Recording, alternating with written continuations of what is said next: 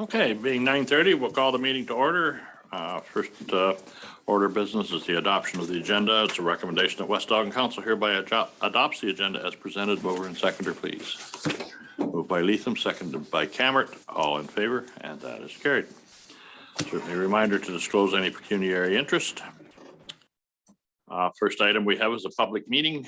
I have a recommendation that West Elgin hereby proceeds into a public participation meeting pursuant to Section 7 of the Building Code Act to allow for public comments on the proposed building department fee changes. Do we have any public comments? I'm going to just ask now if there is anyone from the public who wishes to speak, either raise your hand. Please use the raise the hand button and I'll allow you to speak. We do have one phone-in listener. I can allow you to talk. If you have any comments, please state so. I'm going to allow you to talk now.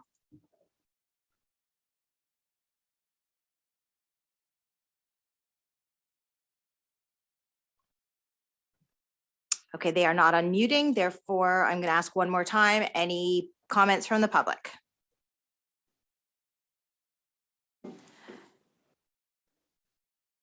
There's no comments from the public at this point in time, sir, so we can move on to council comments. Richard.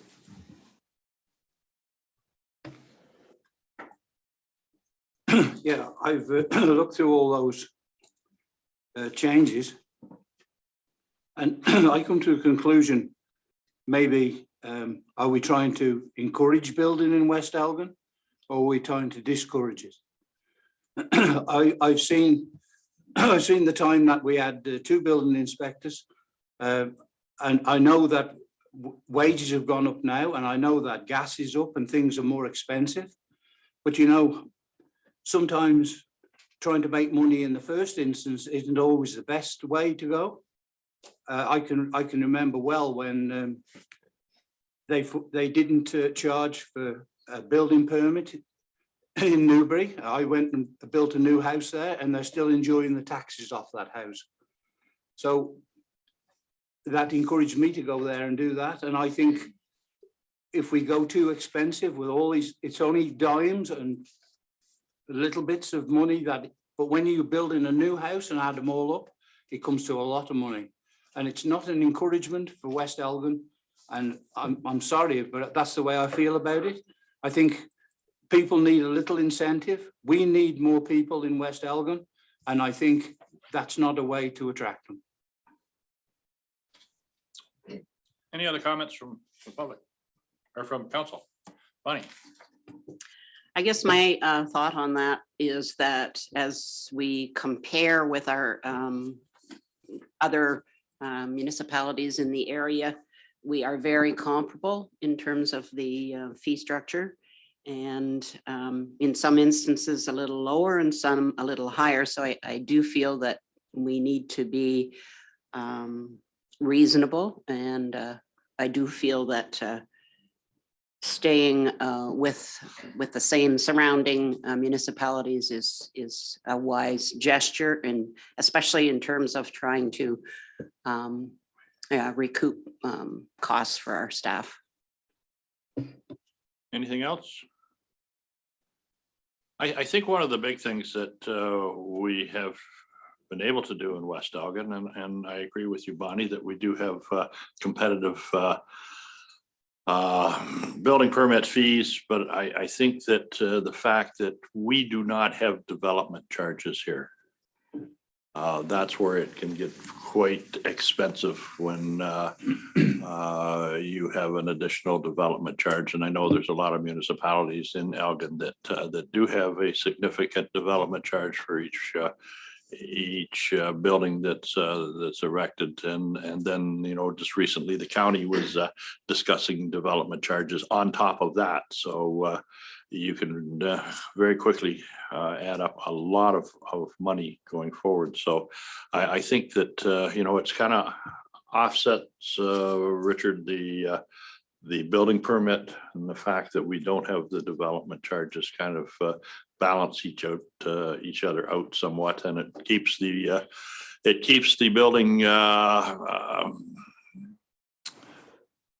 department somewhat not on the tax roll. It's a user pay system. So I don't, it would be nice not to have any fees or charges at all, but I don't think that's a reality in this day and age. So, yes. So through the chair, I often recall Jackie saying that the purpose of the building department is to be reoccur their cost or cost recovery. I'm not, Jackie, is that a provincial mandate for cost recovery? Yes, that is a legislative requirement to have cost recovery. If the building department does have excess collected, then it is to go into a reserve fund. And then that reserve fund is to pay for years where we might have a loss, for instance. So unfortunately, West Elgin hasn't been in that situation. We do not currently have any reserve funds. And in the past, well, I've only got the last 3 years available to me, but 2018, it was a loss of over 15,000. In 2019, it was a little over 3,000. And in 2020, it was around 6,500. So we're still in a not covering cost ratio yet, and that the tax base is affected when we don't have full cost recovery. And part of the reason for the changes this year is because we are seeing some growth, and so now we need to bring on additional support, and that's part of the reason for the increase in changes. That's correct? Correct. Okay. Thank you for refreshing my memory. Okay, one more time around. Any other comments from council? Okay, have you got anything to add, Magda? Nope. Okay,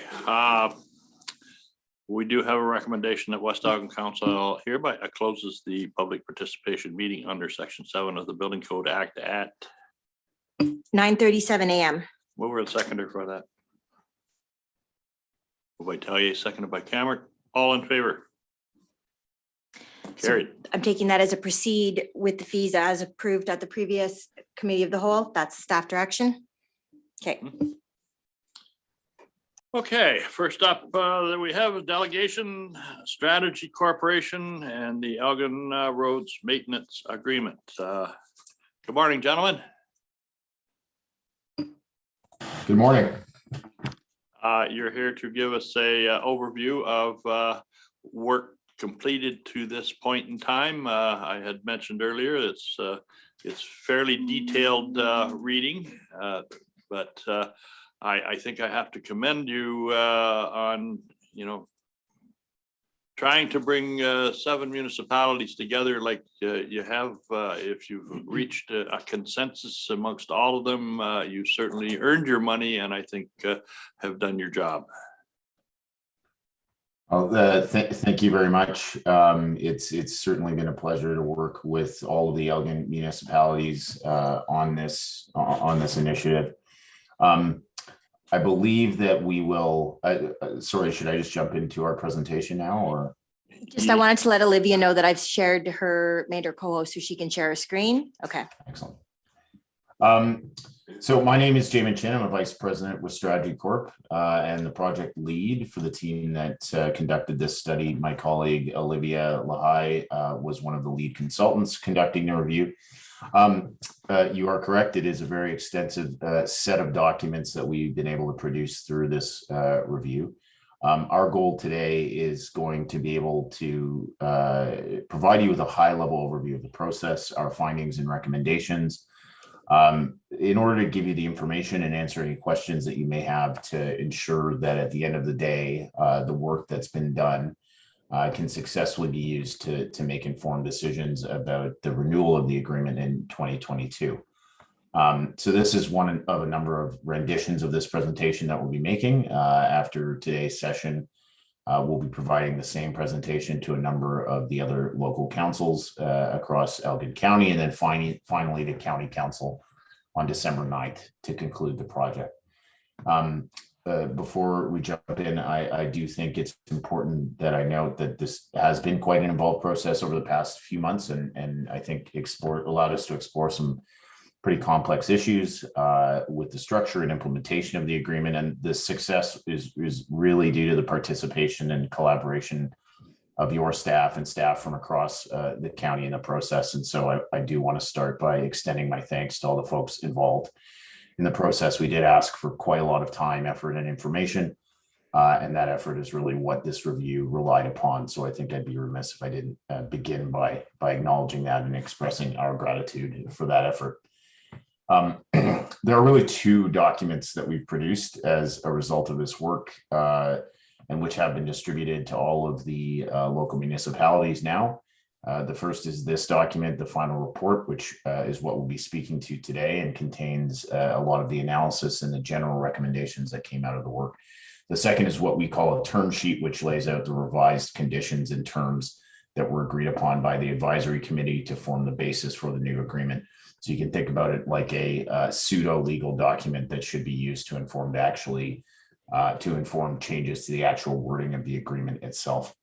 So all told, there's a lot of detail over those two documents, and today's presentation, to make sure that we can cover off most of the key details, we'll present the executive summary of the final report and then reserve any remaining time to answer your questions about either of those documents. So to start with, on the next slide, I'll just rehash a bit of the context and objectives of the review. We were retained by the county earlier this summer to review the current road maintenance agreement to recommend revisions and improvements to be considered, as I said, as part of the renewal next year. The rationale for doing that is really based on a number of longstanding concerns that have been noted by the county and LMPs in its current structure. The agreement was first developed and signed in 1998 to provide funding for the LMPs to perform maintenance on county roads. And it's really gone through a number of different revisions over its life cycle to the terms and conditions in the agreement itself, but also importantly to the funding formula.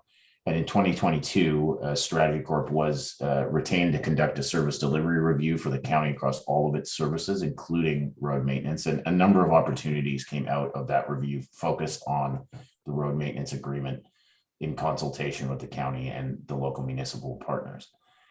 Those included issues related to the performance of services themselves, mechanisms that could improve trust and collaboration across all of the parties, opportunities to potentially reduce costs and improve productivity as well as the resident experience, and ultimately looking at the road maintenance agreement as something of a foundation for further progress in maturing the county's approach to shared services more generally. So our mandate was to look at all of those areas and try to provide further detail on how best to achieve improvements to the agreement based on that.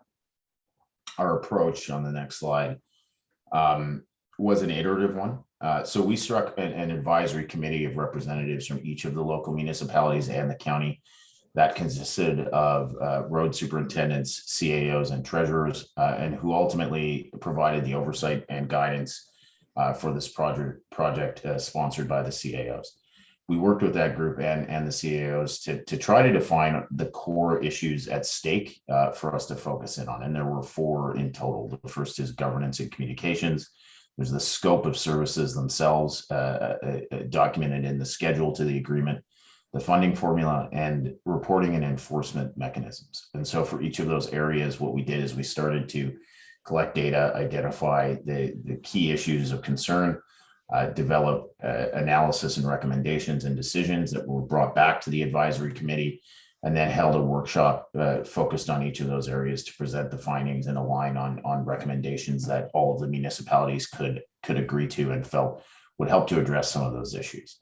So the outcomes of those 4 workshops and the work in the interim periods is really the basis for the final report and the term sheet structured around those four areas.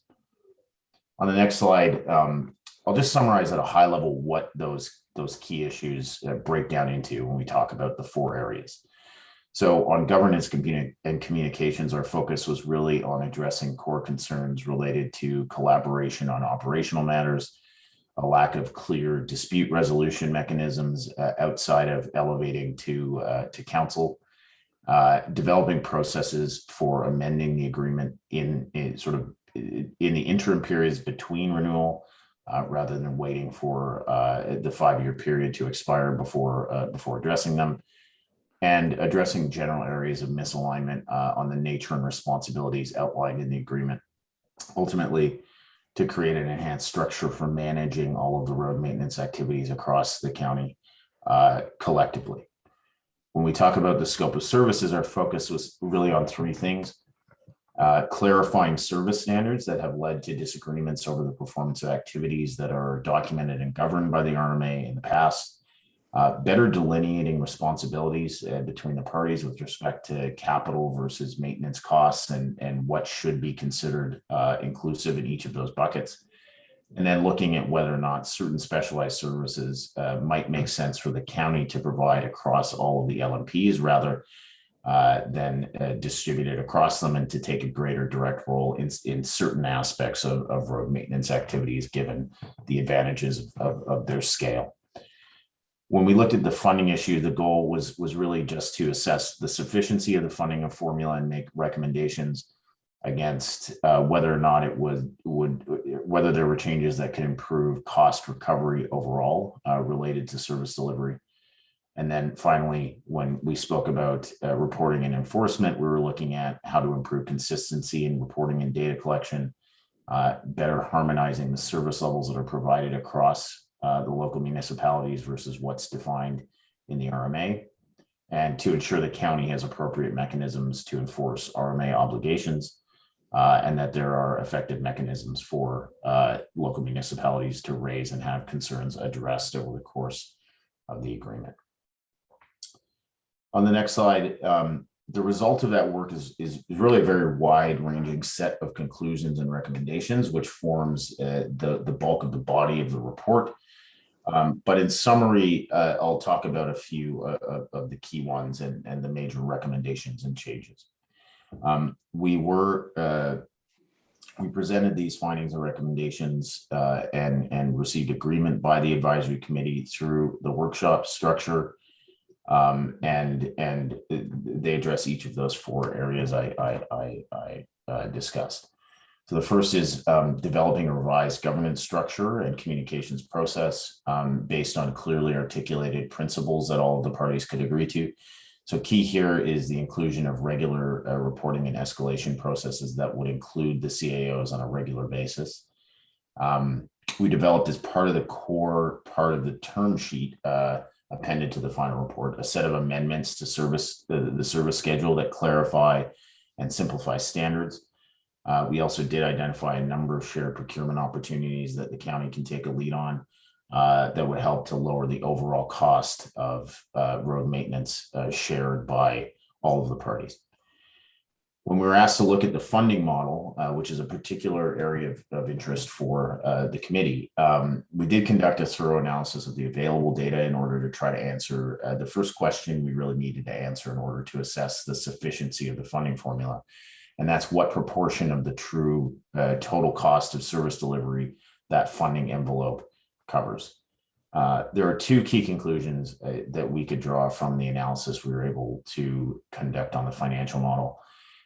Based on available data, there's no clear evidence that we could see that the funding formula is insufficient today to cover the total cost of road maintenance. The total amount of funding provided to the local municipalities is roughly in line with the costs that are self-reported based on the last 3 years of data. And that is based on the totals that were reported by the local municipalities at year end for those 3 years.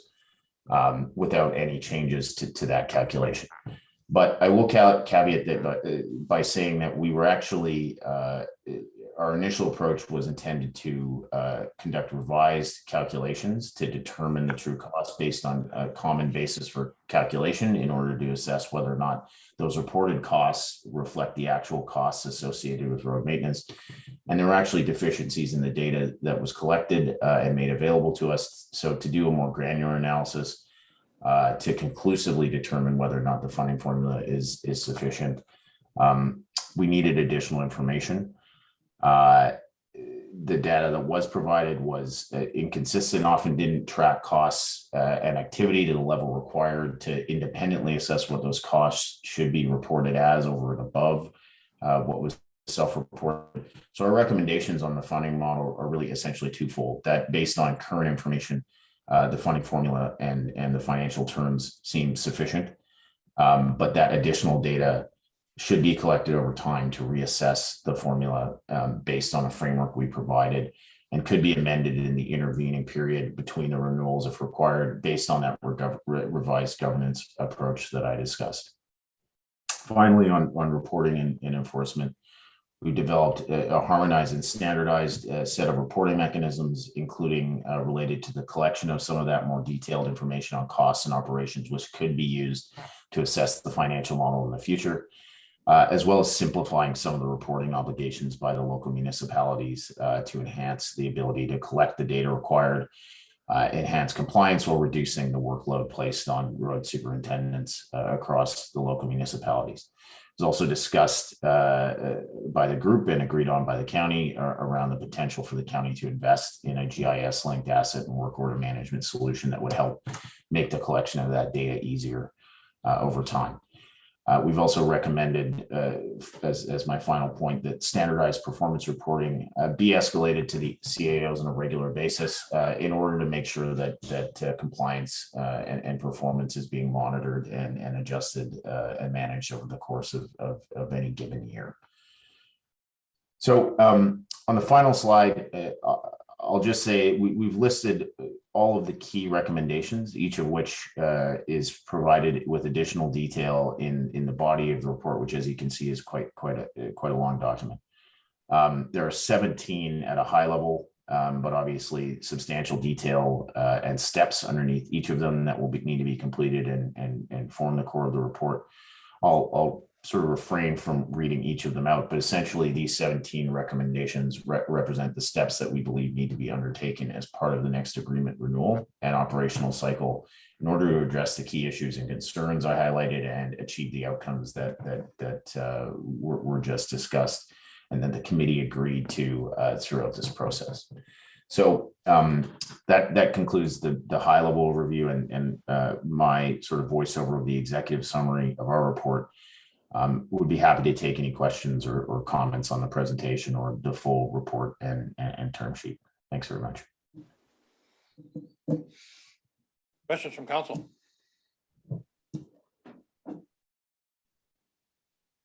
Lee, have you got anything you want to add to this?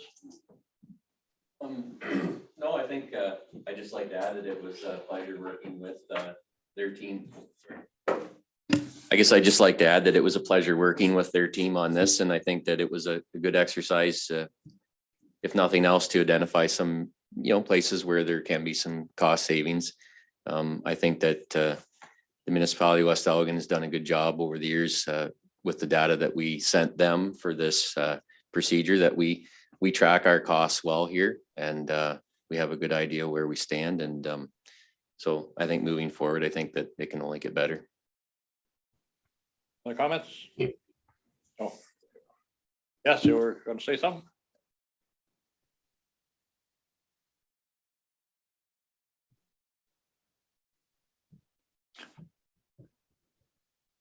Still have them on there? Oh, sorry. I'm sorry. Was that directed at me? Yeah. Well, I don't know. I thought you were going to say something there, and I kind of cut you off. Oh no, I was just saying thank you. All right. I just got one question. As you've worked through this with all the LMPs and the county, do you foresee any barriers that are big enough that we would not be able to come up with a workable agreement?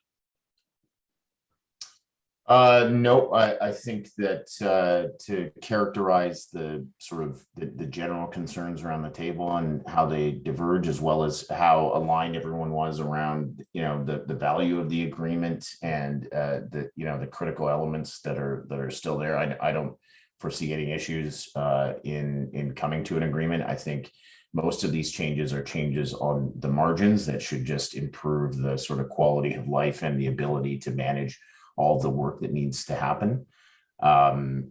Nothing that's a total game changer in terms of the terms of the agreement or the overall structure and activities that need to happen. And I think that the recommendations are made with the intent of improving how the work is done, how the different municipalities and parties work together, and should only make the actual operationalization of the agreement easier going forward. So I don't foresee any issues.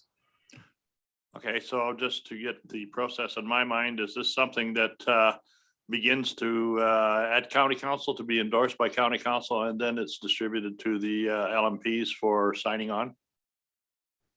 I believe so. Our final step of the process will be to present this to county council. I believe that county administration will probably have a motion after that to accept as findings, and then it's the work that happens after that is for the county and the LMPs to come to an agreement and ultimately work through the process towards a renewal, which is set to occur in 2022. Okay. I'm kind of coming to the conclusion that Strategy Corp is sort of like a marriage therapist. You get all the people in the room and get them to cohabitate nicely in the same house. That's a good way of putting it. Yeah. Okay, well, thank you, everyone. Look forward to more information coming after your presentation to the county. Thank you very much. All right.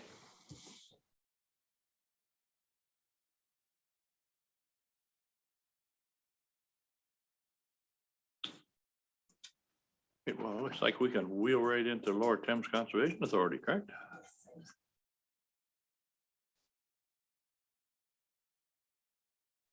Mayor McPhail, members of Yes. council,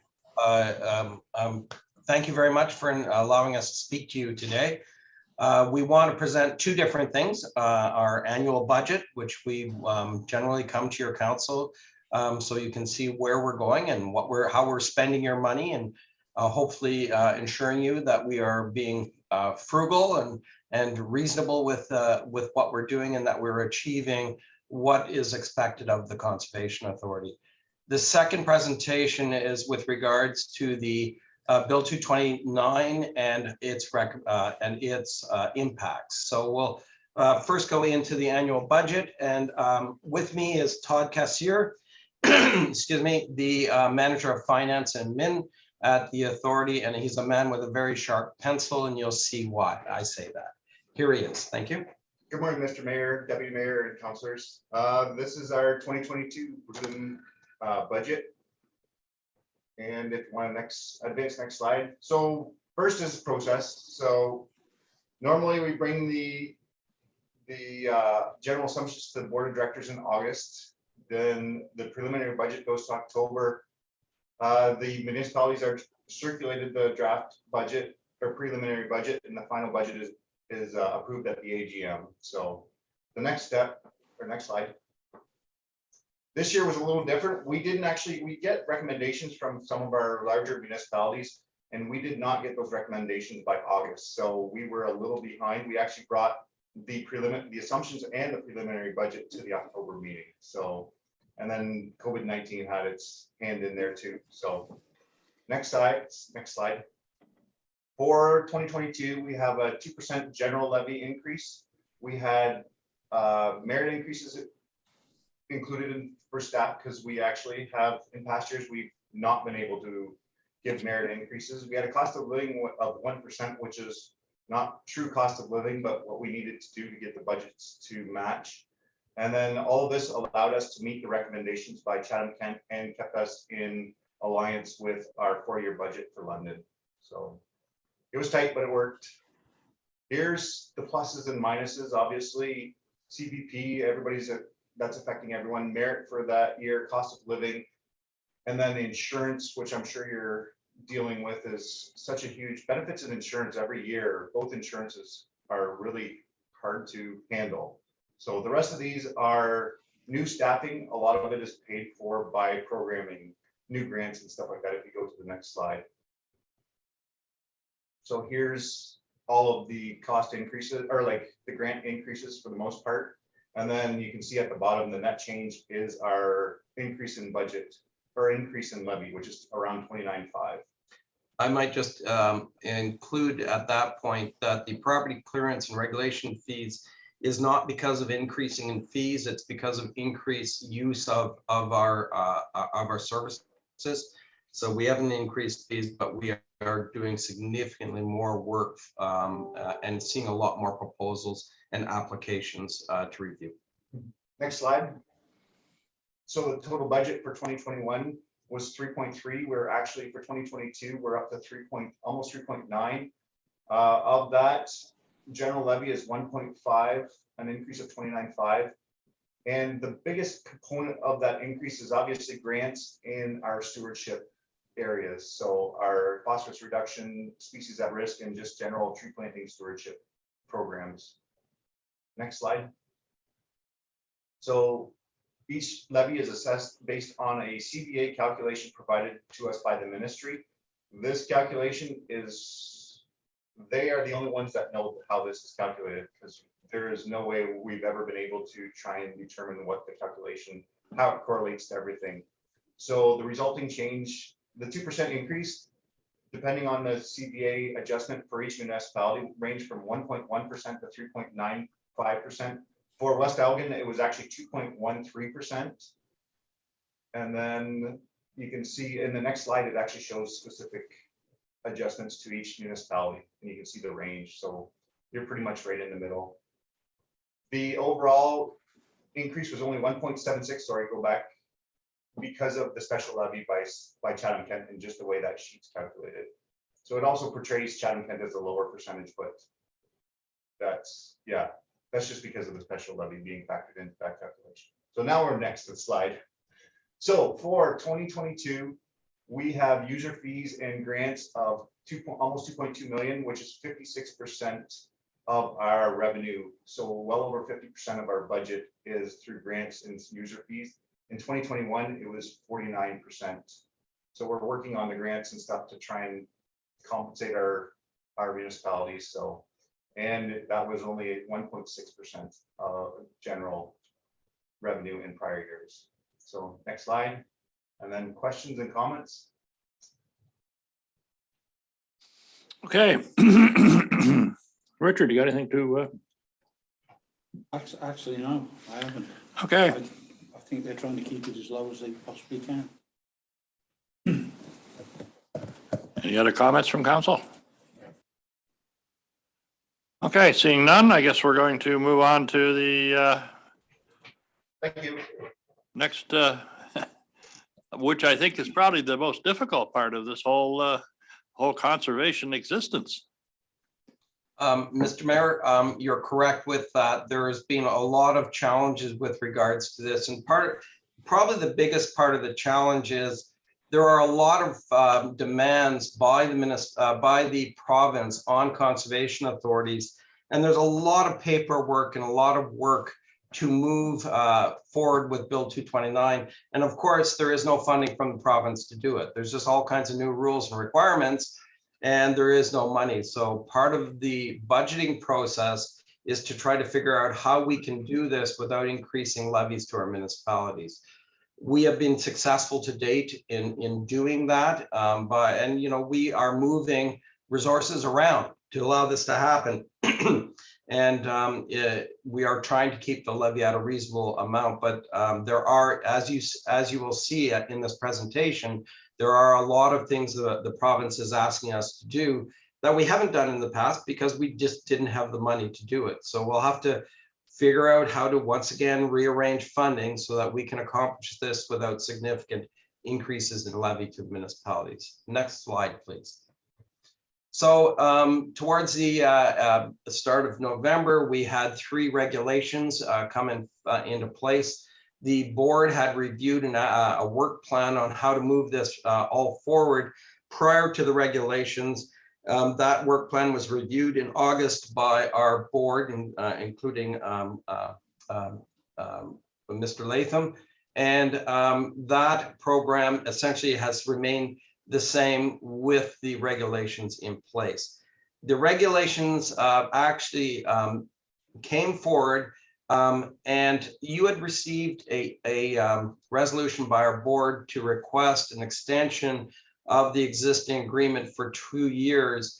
The province actually did listen to us, and these regulations allow more time for this to happen. Our biggest concern was the way they were timing it. We would have had to hire additional staff to make it happen. And by the timing in the new regulations, we believe we can accomplish it without significant increases. Next slide, please. So one of the things that the new regulations did move away from is this thing called a community advisory board. We have a number of advisory boards to the board of directors. Those advisory boards currently advise on specific things. This general advisory board would have been quite challenging for us. First, it's work to have the advisory board. Second, it really was to advise on everything the Conservation Authority does, sort of like a second board of directors with no power to comment on everything the board of directors did. We didn't feel that was a reasonable way of using residents and people in our area. I've always said that our advisory boards are very important, but they need specific things to do that have impact into the board of directors. And so the province did listen to us, and the community advisory board has been deleted in favor of existing and advisory boards as required as we move forward with programs. Next, please. So as you saw in the regulations, there's one on mandatory programs, one on the transition plan, and one on conservation areas. The conservation area is one I won't talk about. The mandatory programs, these are the mandatory programs of conservation authorities. They are the programs that the province requires we must do. So it's natural hazards, it's conservation lands, including passive recreation, which wasn't included. Our big concern was making sure that there was levy to maintain our assets. We didn't want to see the community's assets fall apart because of us having municipalities maybe not funding that. That now is back in source protection. Lake Simcoe and other legislation doesn't apply to us. Now, there were a number of other things required as part of the regulation. As I was saying, the other work that we currently don't do, but we will have to do. And one of these things was the core watershed-based resource management strategy. And I'll explain that as we go further on. And then they've also required water quality and quantity monitoring, which we currently do, so it would not impact our levy anyways. Next slide, please. So as part of the process, by the end of December 2024, there are 6 documents we have to provide the province: ice management plan, natural hazard infrastructure operational plans, natural hazard infrastructure asset management plans, conservation area strategy, and an inventory, and this thing called a watershed-based resource management strategy. We are working to have this in place so that it informs the process. And I'll talk about that a little bit as I've got a timeline to show you what we need to do and how it all comes together. One of the things the province did remove, because we expressed concerns over the cost, were requirements to do a master plan for every one of our conservation areas. It would have been extremely costly for us to do this, and they were going to require it within a couple of years. We do master plans, but we do them as we have issues with our conservation areas and as we can afford to do them. So we were pleased the province pulled this requirement, because it's one more of these requirements that the province isn't paying for, but requiring us. So they did listen to us once again and remove this requirement. So everything has to be in place by January 1st, 2024. And the next slide, we can go over what that means. So there are 3 categories for the services we provide. First category is the ones that are those mandatory programs in that first slide, that I think it's 3rd slide of the deck. The next is category 2, where municipalities request services. And this is things like many of our municipalities request stewardship programs through their things like their climate action plans. They request planning services outside of natural hazards. So we do review and we provide comments on things like natural heritage. And then the final one is programs and services. The third program, programs and services called other, but they're the ones that as a board, the board has requested municipalities to fund.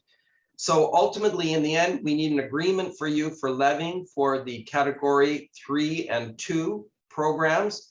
And the category 1s are required, and they are a must fund by the province because of the way the regulation is now set out. We believe that there will be some additional budget pressures, but we are working to limit those budget pressures. We have been working for a number of years to develop reserves so that when we do implement an asset management plan, and we've been holding off trying to address asset issues before the plan comes through, we can draw down funds rather than immediately levy for that asset management plan to our municipalities. We are on a trajectory to have a plan in place by the end of 2024, as required by the province under this act for assets. But we are also putting funds aside we will be establishing a number of asset reserves to make sure that that doesn't drop on the municipalities as soon as that plan is required. We are going to need existing funding. One of our big concerns is that this might be a process whereby the province quits funding us. We did lose money 2 years ago in our grants from the province, and we're hoping that this isn't an excuse by the province to further reduce our funding. And they are being reminded of that pretty well every meeting, that this should not be an excuse for the province to even further step away from funding partnering with conservation authorities and municipalities for for conservation work. Next slide, please. So here's the time frame. So we need to define how we're going to get to the new levee protocols with these category 1, 2, and 3 types of services. There is a transition plan. The draft transition plan is in place. It is going to our board on December 16th. It's relatively straightforward. It's just walking through how we get there. We need to create what's called an inventory programs and services, which is redefining our budgets for the last 5 years based on category 1, 2, and 3 services. That will be a lot of work, and we will be providing it to you by the end of February so you can review how we've spent money over the last 5 years. The challenge with that is money is being spent differently over the last 2 years because of COVID.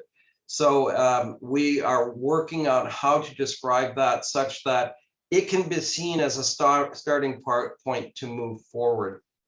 Once we hit July, we'll be reporting to you every quarter so that you can see what we're doing and how we're moving forward. And that way, if you have concerns with things, you will be informed before any decisions are made. We need to have the transition date completed and agreements with you regarding our services being in categories 2 and 3 by the 1st of January 2024. If we get to a point by October 1st, 2023, that you are uncomfortable with how things are going, we will be looking to the government to get an extension so there is more time.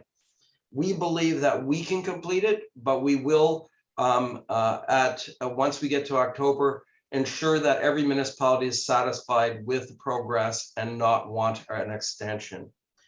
Those 6 extra deliverables that were in like the 4th slide have to be delivered by December 31st, 2024.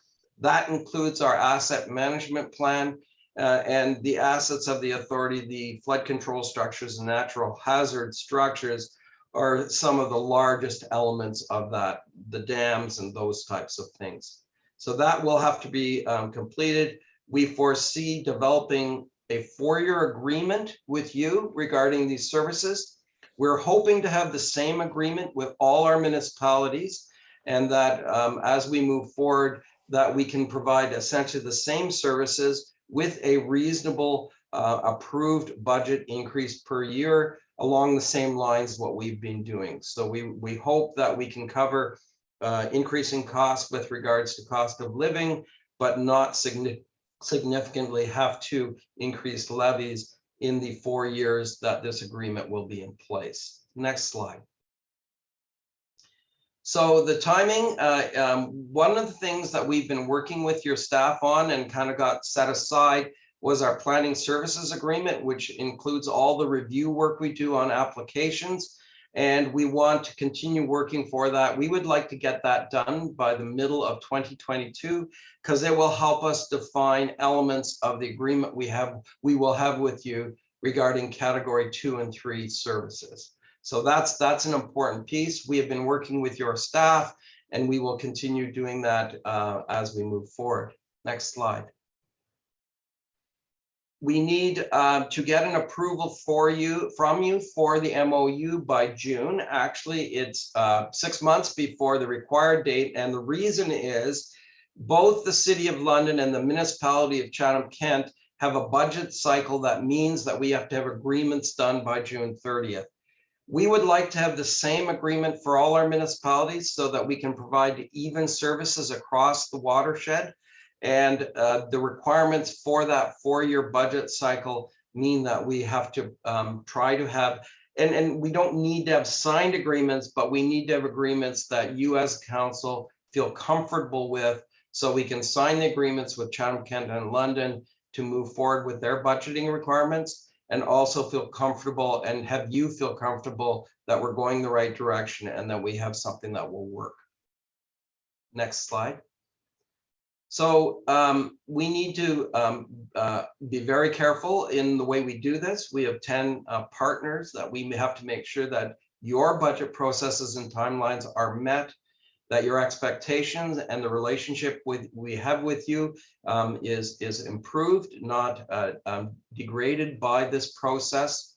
We are working to coordinate with other conservation authorities. The Kettle Creek is working with us because of your joint, you have some Kettle Creek, I believe, and we're going to be providing record keeping, and we're going to, as I said before, regularly report to you on progress and what we're doing, so that any given time, if you wish us to come before council to explain what we're doing, we will be available to do that. Next slide, please. And that's the whole presentation. Thank you, Mayor McPhail.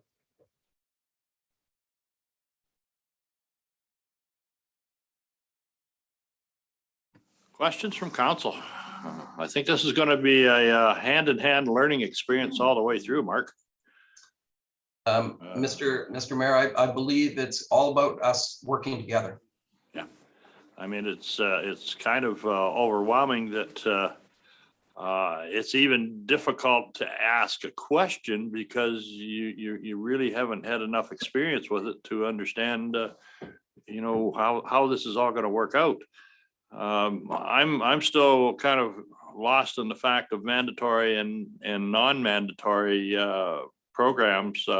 Can you give me an example of a non-mandatory program that this council would have to make a decision whether they wish to proceed with or not?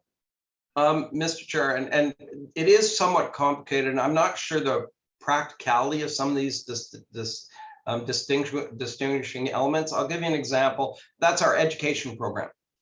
So we have the Scanado Village. We do First Nations, Indigenous workshops with kids, and we have thousands of children every year go through the reconstructed Haudenosaunee Village, Longhouse Village. I'm not, and that would be considered a program that we would, and a big portion of it's funded by fees, but it's still, there's a requirement for some municipal levy. The challenge there is how, if, let's say, London says, yes, we do want to fund it, and let's say Dutton Dunwich says, no, I don't want to fund it. How do we say that the schools from Dutton Dunwich can't go to those programs? Or the people can't? Yes, exactly. So you've answered the question that I was alluding to, is how are we going to divvy that up in a way that it's going to work? And I haven't got my head around how that's going to happen.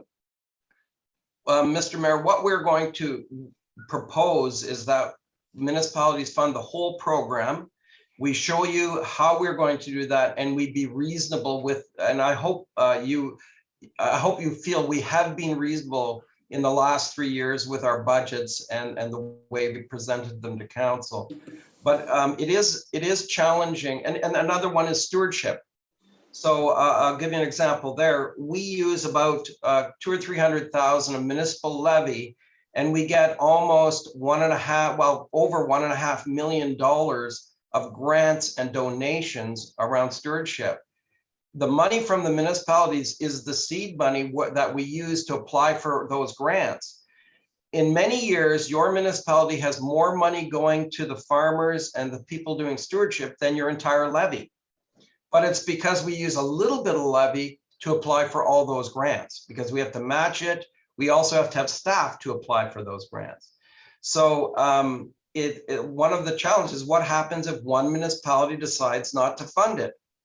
How do we make sure that we have the staff to apply for and carry out programs that are significantly beneficial to the residents? And it could even be part of your climate change plan. Many of our municipalities, their climate change action is directly related to the stewardship services we provide to that municipality. So it's very, you're right, it's very complicated. What we believe is we have good relationships with our municipalities, and we can make the case that we move forward in a reasonable way and get everybody on board to provide those services. Well, that's wonderful, Mark. You've answered some of my questions, and I know we all have many things that keep us up in the middle of the night, and now we've had firsthand knowledge of what keeps you up in the middle of the night. That's right. Any other questions from our guests? Yeah. Well, we wish you all the best, and certainly I think from West Elgin, we have a very good satisfaction level with the performance of the Lower Thames Conservation Authority, and I know that your door seems to always be open to us, and certainly working through our representative here, who does keep us on the cusp of what's going on at the Conservation Authority. I think we can work through this, and well, let's put it this way: we don't have a choice.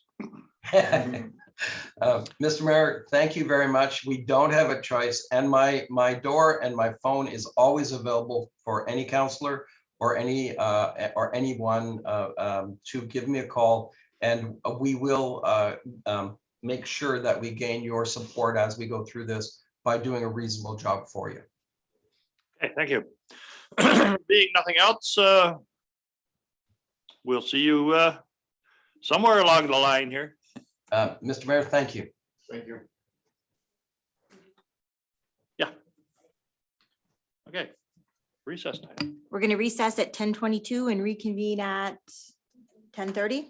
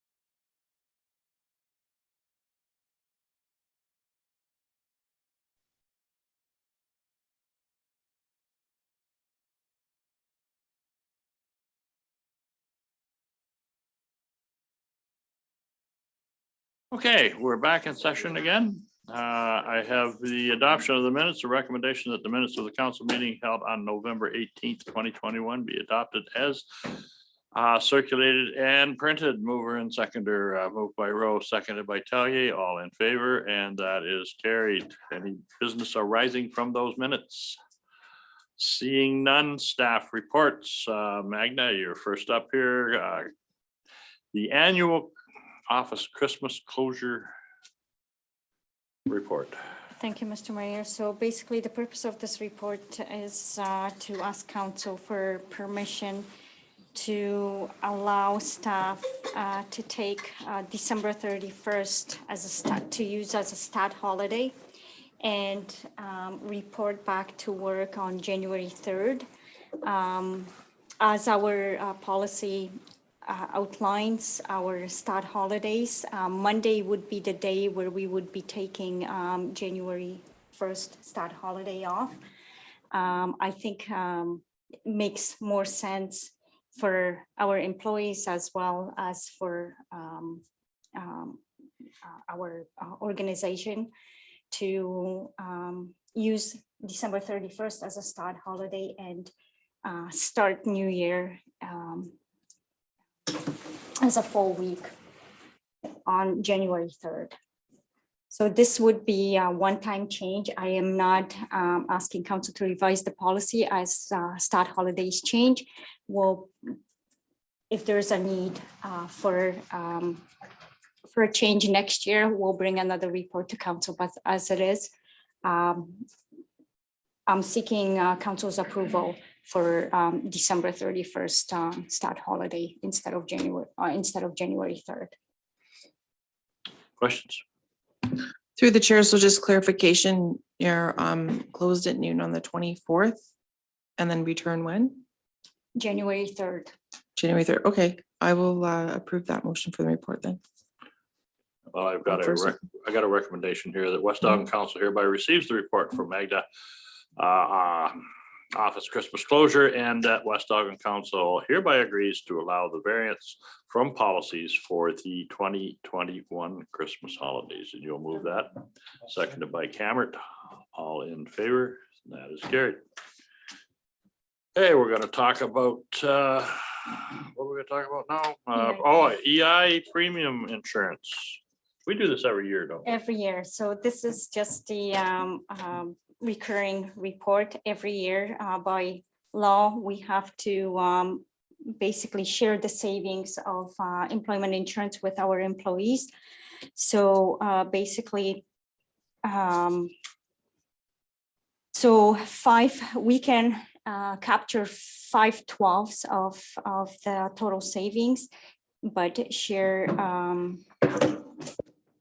excuse me. 5/12 of the savings with our employees. So for the total of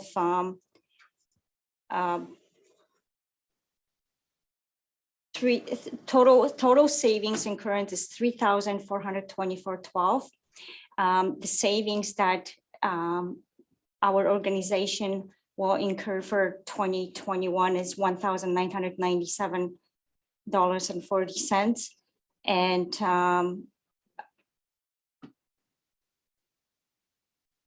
and our employees will receive the total of $1,426.72, split equally on their last paycheck of the year. So that equals roughly around $70 employee will receive back. Okay, well, I got a recommendation here. The West Elgin Council hereby receives the report from Magda that West Elgin Council hereby approves payment of the premium employment insurance rate reduction to all full-time employees in the total amount of $1,426.72, being 5/12 of the total savings of $3,424.12 realized by West Elgin in 2021. Through the chair, just wondering at the bottom there, it says 7/12 savings. At the bottom where the $1,997.40 is. It should be 5. So We save seven. That's we all- save that's all 7, shared. 5/12 is going to our employees. Okay, I just need clarification. All right, that's awesome. Thank you. Okay, mover and seconder for the recommendation. Moved by Bonnie and seconded by Richard. All in favor? That is carried.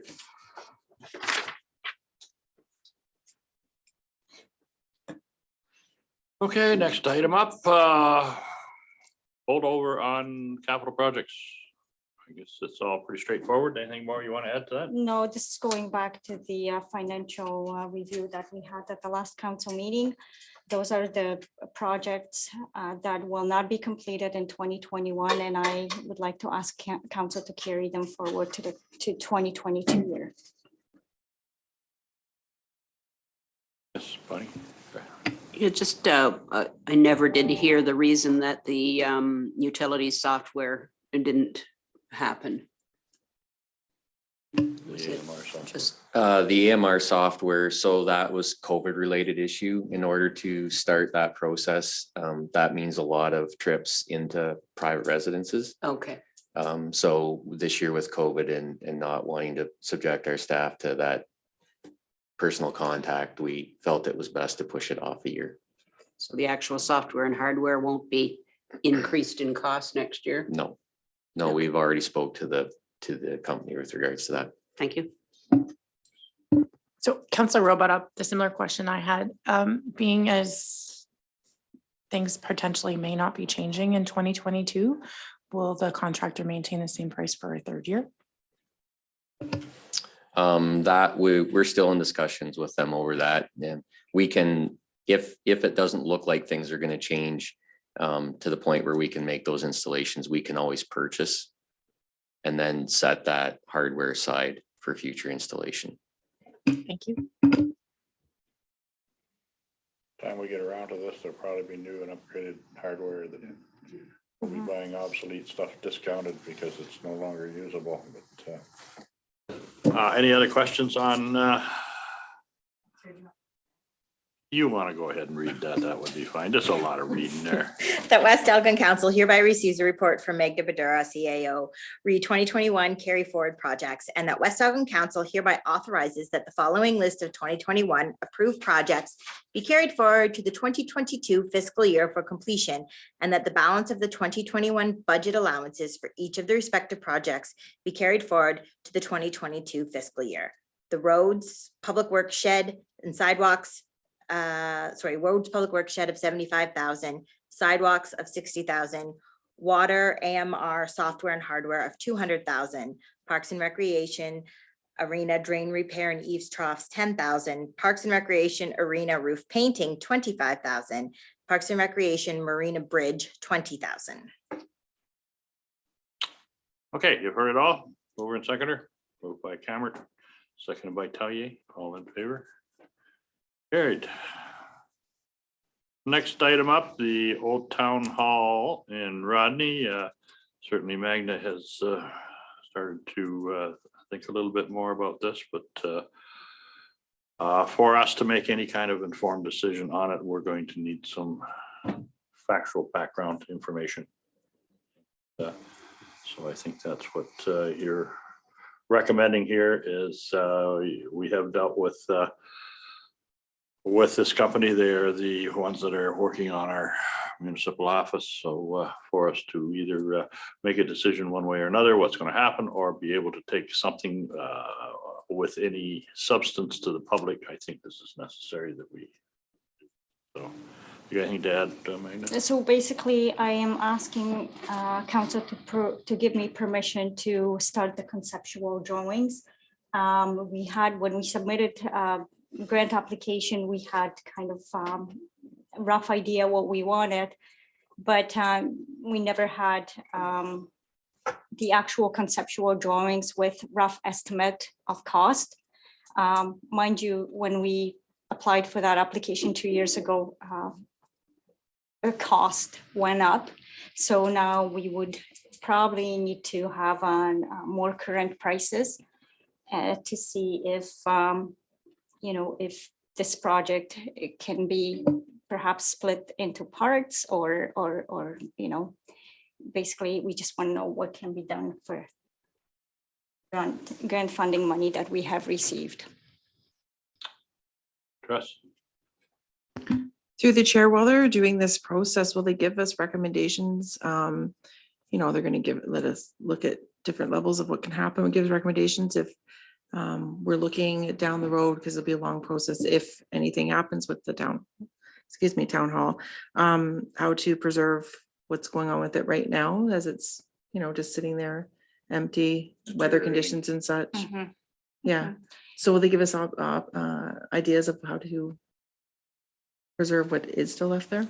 Well, certainly $2.4 million is not enough to complete the project. So based on the conversation that I had with all 360 projects, it will need to be split into 3, perhaps 4 phases.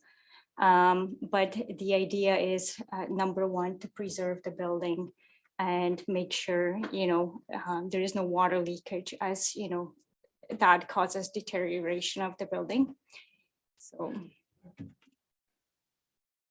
Well, and I think another thing is we need more information, and if there's a potential of additional grants that happen to be floating around that we can take advantage of, we got to have that knowledge in our pocket to be able to do that.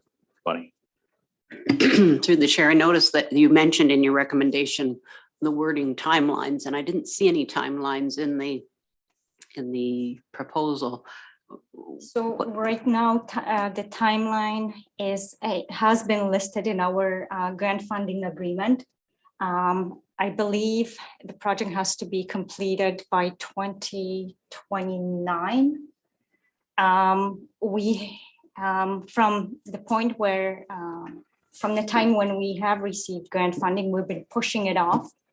But looking at what kind of state the building is in right now, especially now when it's been vacant for a year, I think we need to start planning.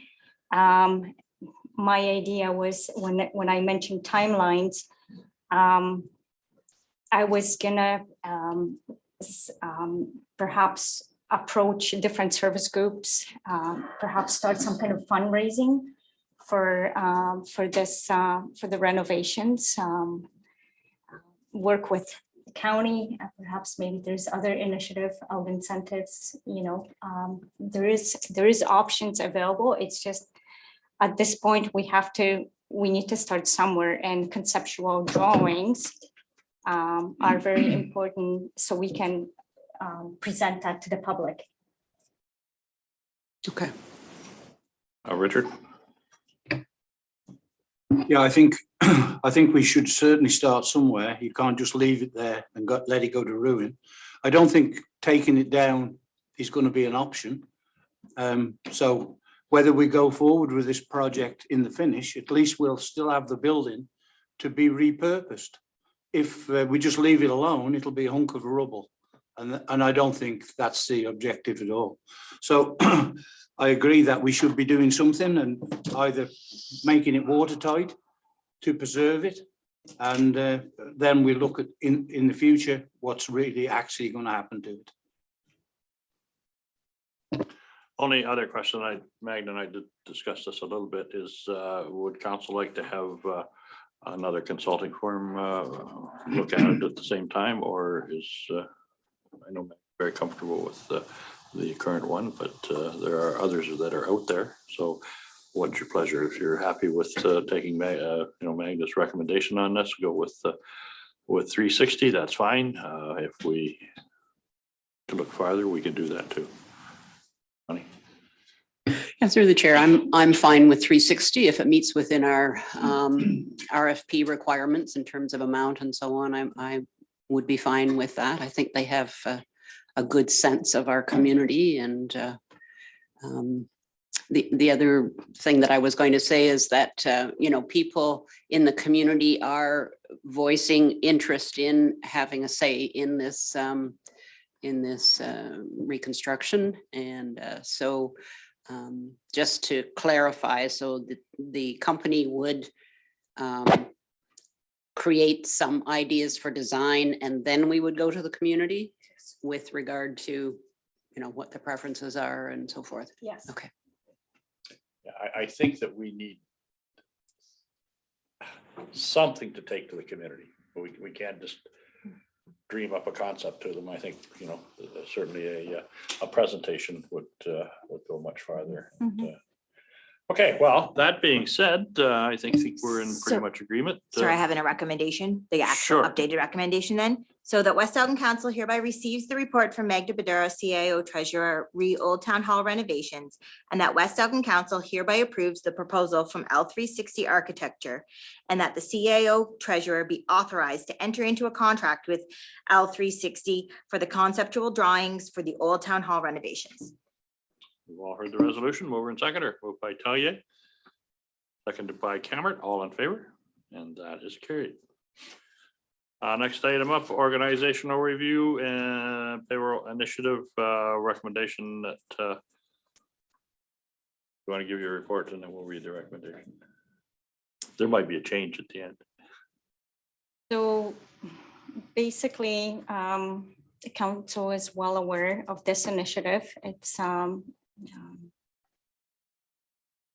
this is the final step of our organizational review recommendation. With this initiative, we will be there is a huge cost savings initiative of roughly $63,000 per year. And we are currently in the process of implementing the entire payroll initiative. So currently we are working, our supplier is Payworks. Face recognition, facial recognition clocks have been ordered. Their software does not need to be installed on our system. It's a cloud-based software. It has many options, reporting options. It's basically self-serve kiosk. Employees will be able to book their vacation time, sick times. They'll be responsible for their own timesheet. The system will go through the workflow. Once timesheet is submitted, we'll go to the manager for approval. At the end of the pay cycle, the management will be provided with attendance report, sick, vacation, overtime, bank time, everything will be recorded and available at the fingertips. So it's a great initiative. There will be more information from the data point. We'll have more information available in terms of our employees. Questions? Oh, yes, Bonnie. Thank you, Magna, for that. Obviously, cost savings is a word that we like to hear in council meetings. And I think it will provide a good service, you know, for both staff and the municipality. You didn't mention a payroll company. Have you got one in mind? Yes, they're called Payworks. And do they provide service in any of our other local municipalities or in the area region? No, right now I have contacted 3 different payroll providers. And the ones that I have contacted, none of them provided service to municipalities. However, I know there are municipalities out there that have went with that initiative. There's none in Elgin County, but I spoke with other treasurers in Elgin County, and it's on the lookout. I think every municipality is in the same position now, and they are now is the year where we need to find some efficiencies and cost savings as we don't have a choice. And so it's been on the radar for, I think, for all organizations. We're just taking the first step. We're just taking the first step. And we just happen to be in a position to take advantage of that. So Yeah. I know that most municipalities are still doing it the old traditional way of payroll clerk, and as times move forward, I think that will change the technology. At the same time, we have now, we're taking advantage of an opportunity. That doesn't happen very often. So I think, at this point, we have to think fast and do what we can to reduce the cost. Is there any thought in terms of a breach of confidentiality with facial recognition? It's going out to the cloud. Software is there is actually we have signed confidentiality agreement with this company. They're fully responsible and they're accountable for the information we're sending them. So they've never had an issue with it. And the company that we're going to deal with, they process payroll for 22,000 organizations in Ontario. Okay. If they process it in Canada, they'd have to follow privacy laws, which is exactly the same as what we do. They would be totally up to date in all of the privacy and privacy breach laws, right? They'd have to sign that in order to do it. And I think for security that the more we can stay away from passwords, better off our whole organization will be. And so who in the hell can copy a face like this? So did you mean that it is an American company that is working in No, Canada? it's Canadian, fully Oh, okay. Canadian. Okay. Thank you. Any other questions? With that, I have a recommendation that West Elgin Council hereby receives the report from Magna Payroll Initiative for information purposes only. Mover and seconder. Oh.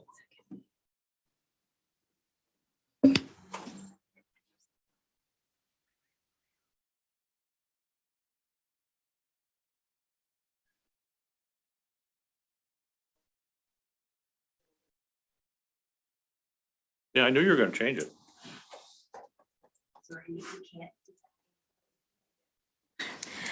Okay, so the amended recommendation will be receive the initiative and that the CAO treasurer is hereby approval is hereby granted for the CAO treasurer to sign a contract with Payworks. That's the company's name? To sign all contract documents with Payworks. Moved by Rowe, seconded by Elgin. All in favor? That is carried. Organizational chart, I guess we've moved and shuffled, and I think you have it in a where you want it now, Magda, and it's that way until we need to change it. Yes, so we've discussed this over 2 years, and over the 2 years period, I know that we didn't really present that to our employees, as at that point, I didn't feel comfortable to support something by law. At this point, with the organizational changes that we have made, I feel comfortable and confident that, and I would like to ask council to approve this organizational chart. Yeah, thank you, Magna. I think it is a good idea for staff to have an organizational chart, and it is overdue, and it's good that you've reached a point where we can have a reasonable reporting structure, and it's a good visual for staff to see where they fit in. So thank you. And Councilor Rowe, there is some additional lines that you pointed out. I will have In there with some staff member who knows better this software that could go there and kind of remove the extra lines that you pointed out. Just makes it a little confusing. Mhm. Okay, any other questions, comments? All right, we have a recommendation. The council hereby approves the organizational chart as presented by Magna. Mover and seconder for that. Moved by Bonnie, seconded by Teresa. All in favor? Carried.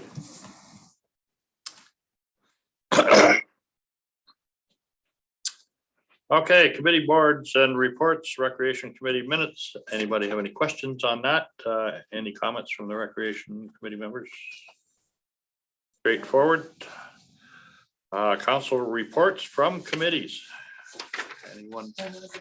Yeah, well, you're as long as you know we start reporting on Babcock activities, we'll be all right. Yeah, so I have a couple reports just in general. So my first one would be the Heritage Homes Committee. So they've been, they have, their next one is in January. So they've been working hard at getting their winter contracts together and such. So they're going to use the Wilson Towing has separated and done a separate kind of business that's still Wilson Towing. So they've contracted them to clean out their area there. They're very happy. Thanks again, Lee, for working with them for their garbage collection. They really enjoyed having that change and that money savings that they've incurred with that. They have a wait list. I believe it's closer to 50 now. So, and once again, we're still shovel ready if there's a money tree somewhere to add units onto the back of the building. And they've re-signed contracts with the audiologist, the physiotherapist, and other contracted people that come in and use the hub in the back. So they're in great shape there.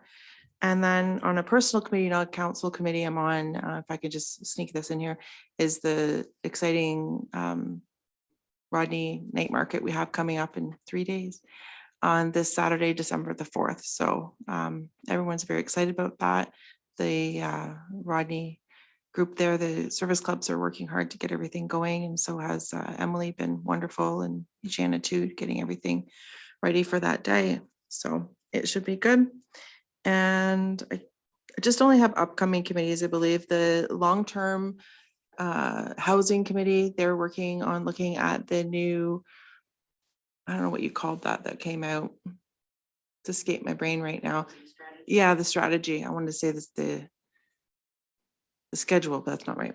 The housing strategy. So they're looking at taking that data and seeing how it affects. And so they're going to meet with us as Duncan and Magda know and have a little discussion about what that looks like, how we may play or could we play in that picture. So, and then I have a short-term housing committee coming up too, but they're just kind of just looking at exactly what's going on in our area and what the stats are at right now. So that's about it. Thank you. All right, anybody else have any committees that they want to report on? I did just received a email from Jeff Yerrick's office has got involved with the health unit to reinforce the fact that we want to make sure the count is right on our vaccination percentages here. And so Dr. Locke is supposed to be calling me this morning to have a chat about it. So yes, funny. So I was going to ask if there was any impact with those changes on our municipal functions, particularly the arena. Is there any change in terms of capacity? I mean, I doubt that the arena is ever at full capacity for any of the hockey tournaments, but just wondered if you anticipated any. We don't anticipate any changes or any problems with current. We're still at 50%. So that would be, with our numbers being so high at the arena, possibly a tournament maybe was where we would start to watch to at least make sure we don't exceed the number. But just day-to-day operations, no, there's not going to be any issues. What is the capacity? 600. Yeah. Be great to see that full. Yeah, and you know, there's Someday. a lot of places that I know of, if they could maintain 50% capacity, they'd be very happy. But my main concern on this whole thing is to ensure that the numbers are correct because I think that we can all live with the current letter of instruction that's been forwarded. My concern is that what would happen in the next letter of instruction? Will we start being having queues outside our businesses waiting to get in? So I think that we have to be assured, because in all honesty, I think that you all have been following the COVID cases in West Elgin, and I wouldn't necessarily describe West Elgin as a COVID hotspot. You know, we have a case here and a case there every once in a while, but There's one reported this morning for Aldeboro schools, so that was reported through Thames Valley this morning. So through the chair, the capacity restrictions are impacting 2 businesses in my ward, and I've spoken to both of those business owners. They're not happy, obviously. no. One of them is a spa or salon because they have multiple staff. And then obviously it impacts the capacity that was allowed into Sam's. Now she has to remove tables. So the other thing, Lee, and this is in regards to the rec programming that is going on at the rec center. I know our card players were back. The walking program, pickleball, that's just off the top of my head. That impacts some of those programs that they were going on. No, we've read through the letter of instruction, and we don't feel it's basically a numbers thing, the letter of instruction. So our numbers, we can spread out, the numbers don't exceed what we're allowed. We're still doing the active screening. So Emily is there for each one of those programs, and she does the screening as each one comes in and monitors the program while it's taking place. So as of right now, the programming at the rec center is not being affected. Because I know how important those activities as well as mental health, importance they are. So I'm concerned they stop. I had this little ditty made up at Staples. ID on one side and your vaccination certificate on the other side. Need a magnifier to read it? Oh, no, these young people at the, wherever you're going into that you have to produce vaccination, they seem to be able to handle it all right. But for, I don't, $2 or $3 at Staples, it certainly is easier than getting out your phone and then taking out your ID and. Oh, that's a very good idea. That's funny. Yeah, just I had a thing that struck me as I was reading the information about these new restrictions was, and yes, they are looking at 2 different parameters. One is, rates of infections, and the other one is percentage of immunized citizens. Those that were beyond those parameters were listed for the public to see, but what we didn't see is those that didn't meet those requirements. So I think in your discussions with public health, it would be worthwhile saying that the public should have access to all of those numbers. What is the rate of vaccination and the rate of illness in each municipality in their jurisdiction. I think that would be something that we should have access to. I've never seen a total tally of incidents in West Elgin. One, according to How much? Yeah, it's on the dashboard. 81 in West Elgin? 81 cases total in West Elgin, Oh, according to In the the last 2 dashboard. years. Through the chair. You see, like even with our young people, you have people from West Low traveling right into St. Thomas to go to school. So you've really got to look at it as a whole, not as individual, because we're going out into the community, coming back into our community, and it mixes everybody up. So. And certainly from a business perspective here, Doesn't say vaccination. you know what's going to happen if it becomes onerous to do business here. They're just going to go to Middlesex and Chatham County. So who gets punished? Yeah. All righty. Well, any other reports? Seeing none, we have any notice of motion? None. Councillor announcements. Meg, Have an announcement? no, Meg has a matter of urgency. You have an urgent matter. Okay, we get to that point. Grants. Ask about that. Council grants, yes. Grant, what? Okay, So we have been receiving a lot of phone calls from service groups inquiring about a council grant for next year. In the past, the application process was always open in October, correct me if I'm wrong, Jenna, or November? Usually we did November November. for them to Um, submit by the end of December. I know that our first budget deliberation discussion are not going to happen until January. However, I would like to propose that we open grant applications to all the service groups so they have time applying for grants, and perhaps if the money is not available or is being reduced due to budget restrictions, we can definitely communicate with them. But at this point, I think we have to move on and see what's out there, what the needs are in our community, so we can incorporate that in our budget for January. Next meeting. So you guys want them to be, because originally it was closed, so you're good with us opening them for them to apply? Yeah.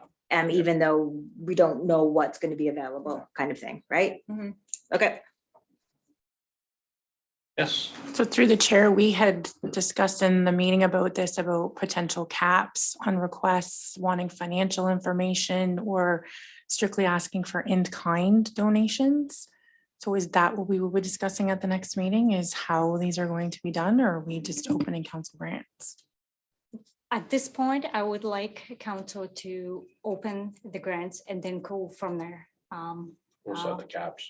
Yeah, without the caps. See what they are. In other words, give approval for grants. So the grants won't close until the end of December, basically, so you guys won't see any of this until sometime in January. So you won't get the applications for next council. I just want to be clear. Have to be able to.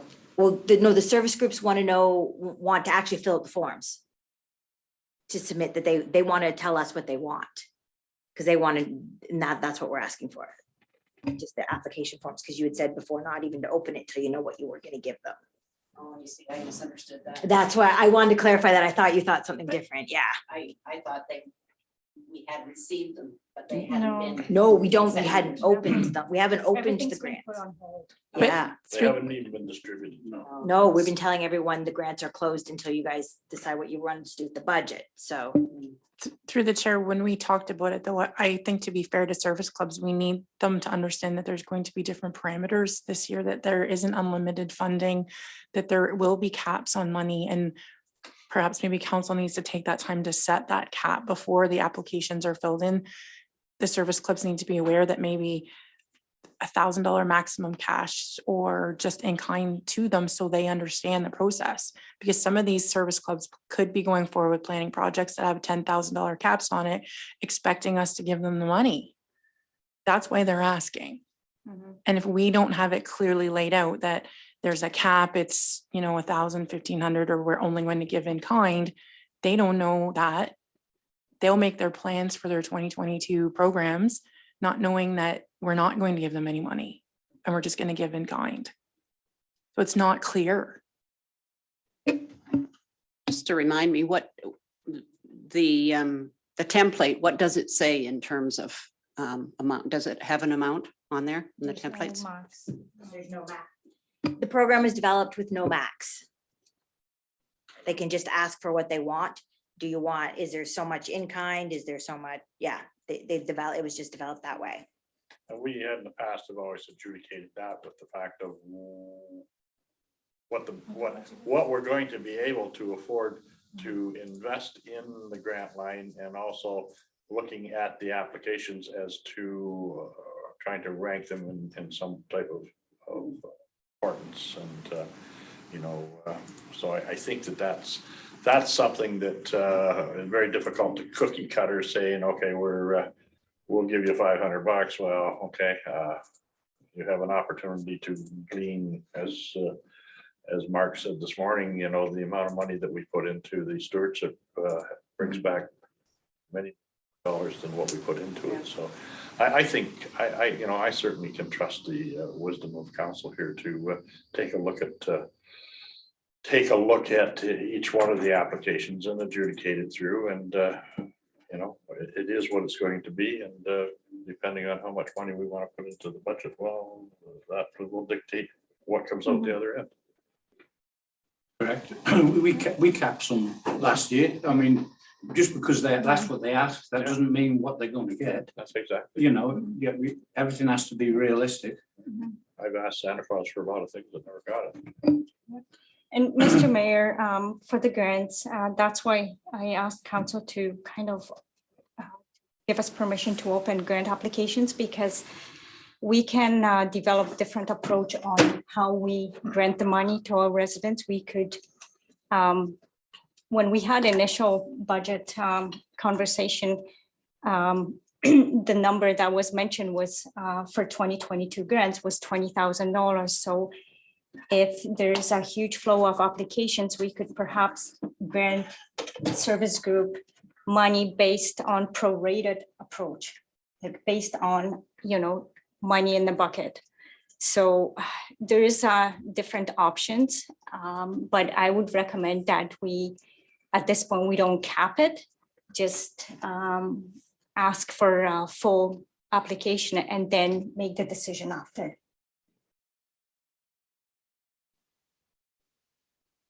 Through the chair, I think we need to hear what the needs are. And, you know, we'll meet what we can. And if it's less than last year, that so be it. Okay. Any other matters of urgency? The upcoming meetings, I didn't get my name down. When is that wastewater treatment plant tour? December 9th at 2 p.m. And then we have Tri-County on the 14th of December at 7. Yeah. Yeah. We'll talk about that.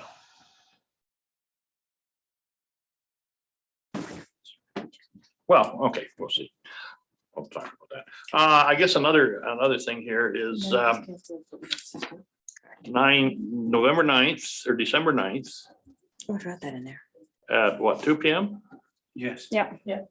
And that is where? In Suffolk, at Colville? Yeah. Which subdivision? The instructions in the email? Okay, that's good. One other item, I don't know what council's thoughts are on this, but you know, we're always very fortunate with our Remembrance Day services that Peter Spence does at his own expense fly his Harvard over our Remembrance Day services. And I think it adds a lot to it.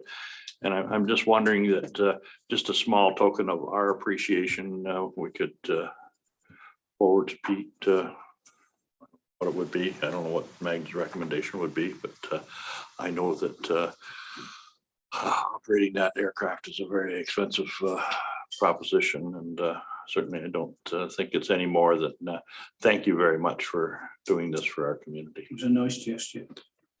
Is there any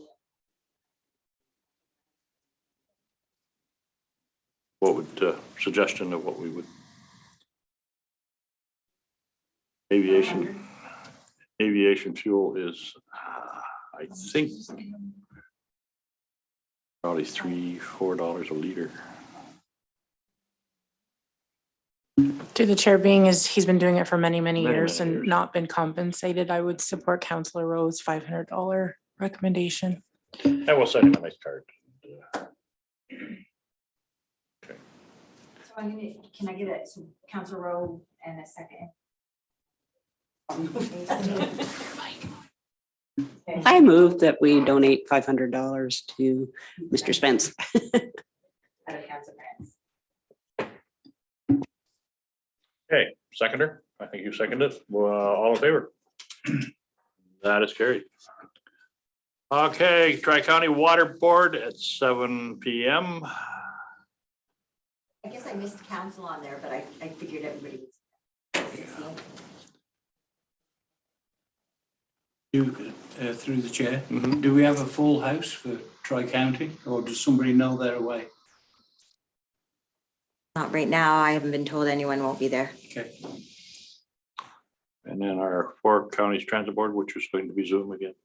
It will be Zoom. I think that meeting, that committee seems to prefer staying always I Zoom. think so. And it, you know, for, Fine, that Yeah. early in the morning. Yeah, Don't and worry about weather. yeah, Tri-County will be the hybrid as per normal. Mhm.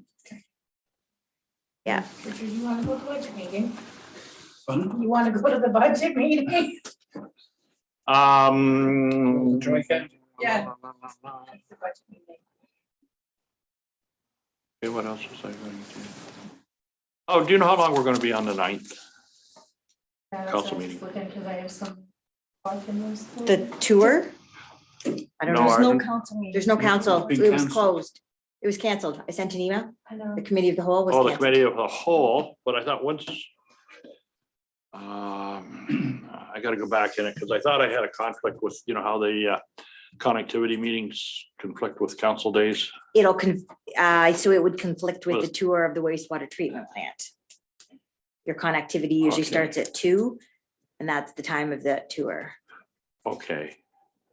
Because our council days are off this month. Let me go We're the back. 1st and 3rd instead of the 2nd and 4th. I'll have to go back and have a look, see here. No, Meg no, just you want don't to have to. organize that. I wasn't gonna be able to go. So. You No, change it's your the mind on the 16th. last minute. 16th. Okay. That's a council day. The 16th council meeting, the monthly reports. Maybe not as long as today. So I can be to St. Thomas by 1? We can try, yeah. Okay. Well, if it's getting close, Richard. Yeah. Yeah, we have a delegation and a couple other things, but nothing major. We do have a meeting to consider. A report, and I forgot to bring it to you guys. I just realized that, a drainage report, so I'll have to get that out. Otherwise, yeah, no, it shouldn't be too bad. Okay, What date was that? Okay. the 16th.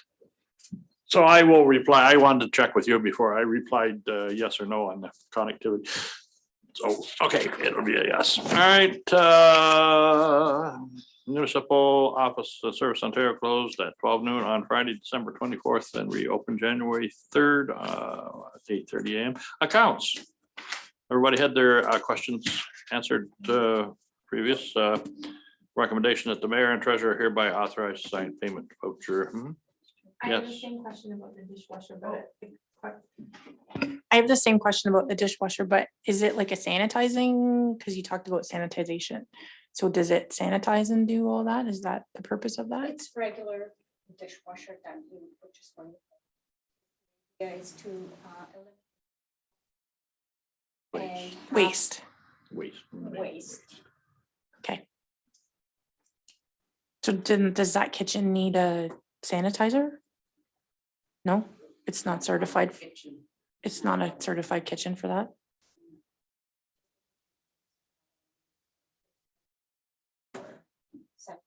However, dishwasher is hot temperature. All the bacteria, so all the dishes will be sanitized as before when our employees were washing. Some people use cold water, some people then use detergent, and we all people just share the rinsed it? same dishes. Okay, I get it now. So Understood. Thanks. now, yeah. Makes sense. Thank you. Okay, we'll go back to accounts on the recommendation that mayor and treasurer hereby authorized to sign payment voucher number 12 amounting to $438,404.27 in settlement of general road, water, arena accounts. And mover and seconder for that recommend, moved by Richard, seconded by Bonnie.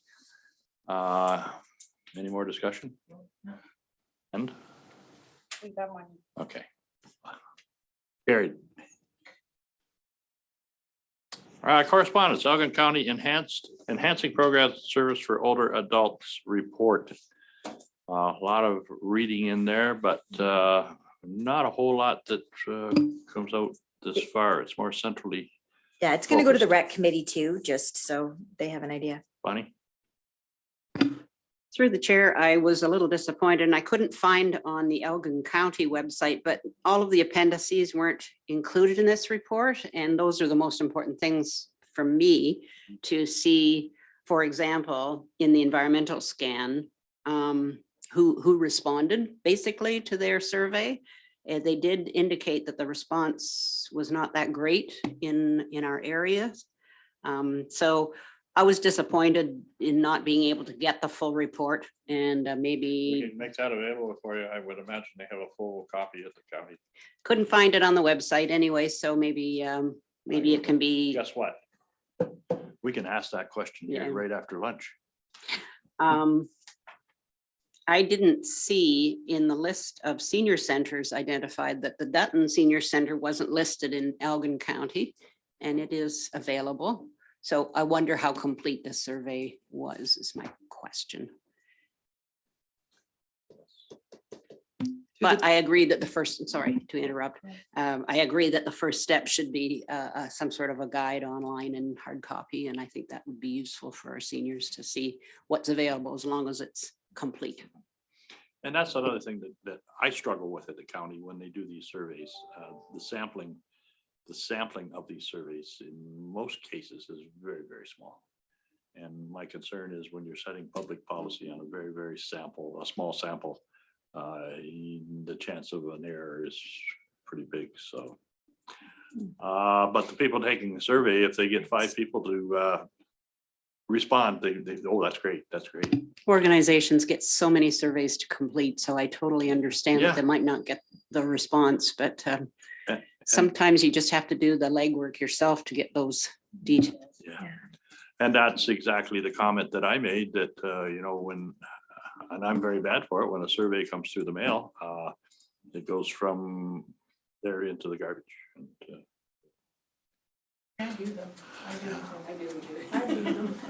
yes, okay, you had a question. Through the chair, no, it's already been answered in your discussions between yourself and Councillor Rose, so thank you. Oh. Okay. All righty, so no action needed on that other than when Julie's here, can we see if we can gather you up a copy of the report? The appendices. Yeah, I just checked the email Magda got, didn't have them attached. No, okay. Ministry of the Environment Modernizing Environmental Assessment Program. Now, I did not include the appendices to this because they're about 300 pages. Yeah, I know. If you want them, I can send them to you. I think this is just a quick way of paving a parking lot. That's funny.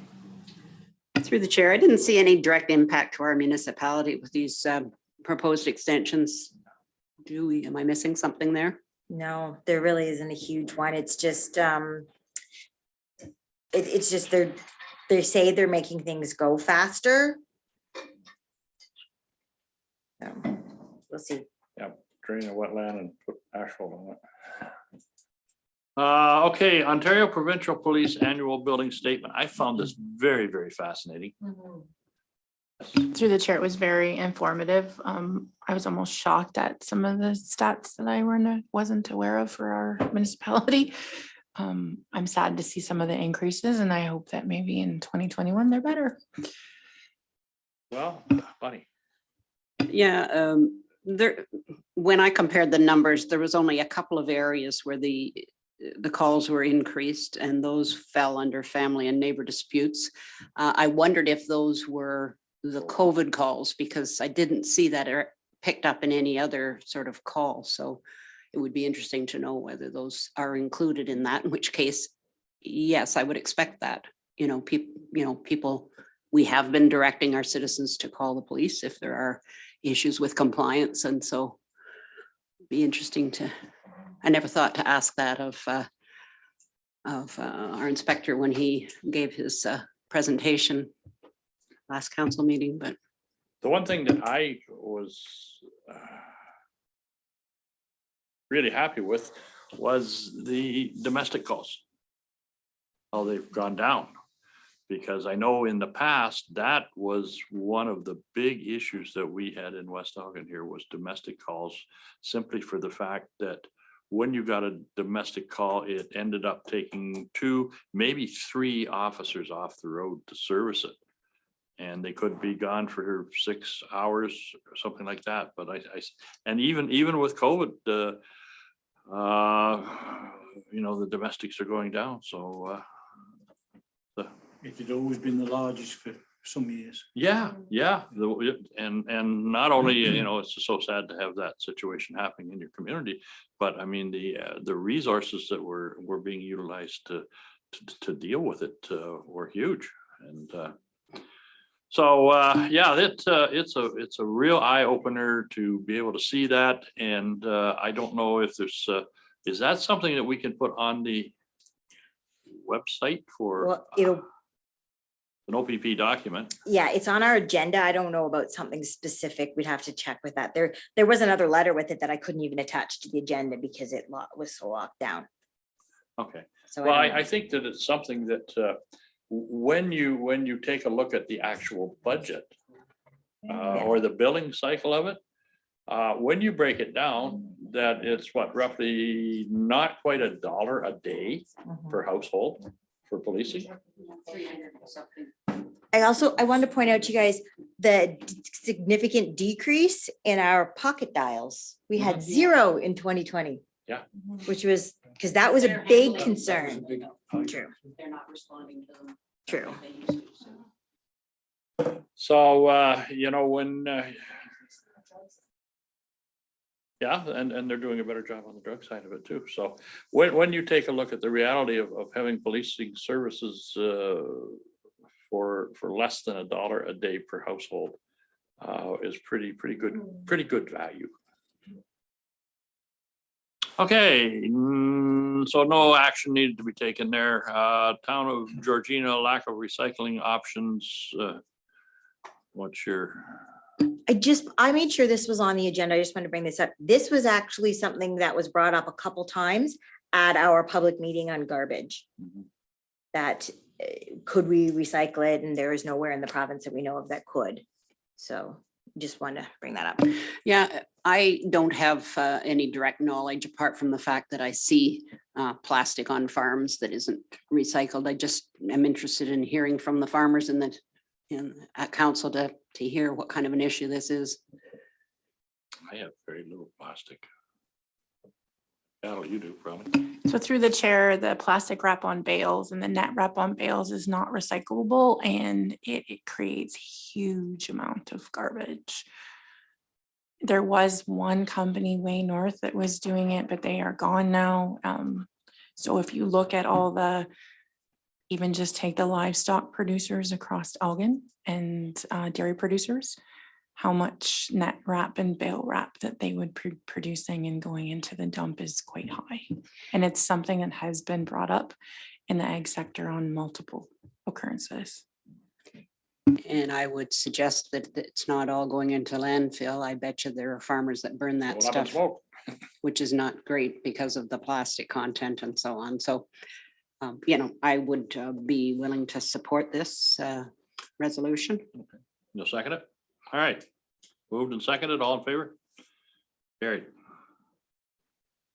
Town of Wainfleet, the resolution funding for rural infrastructure projects. Always looking money for infrastructure, yes. Yeah, I would be interested through the chair in hearing staff comments in terms of how well funding for our infrastructure needs is being met.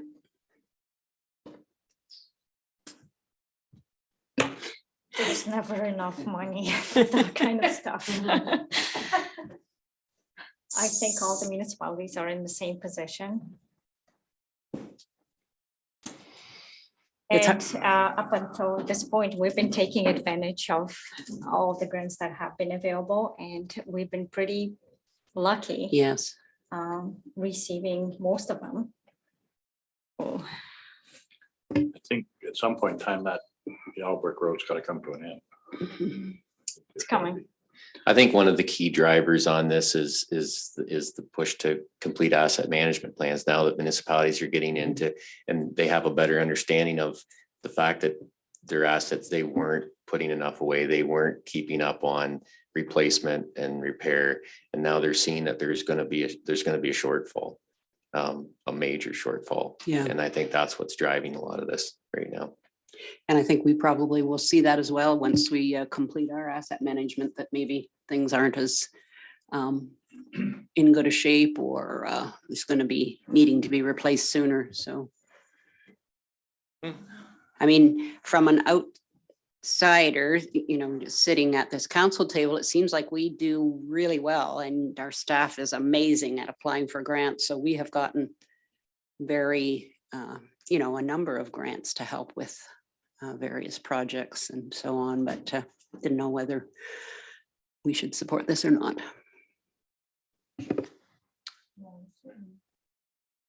Okay, moved by Angela, seconded by Bonnie.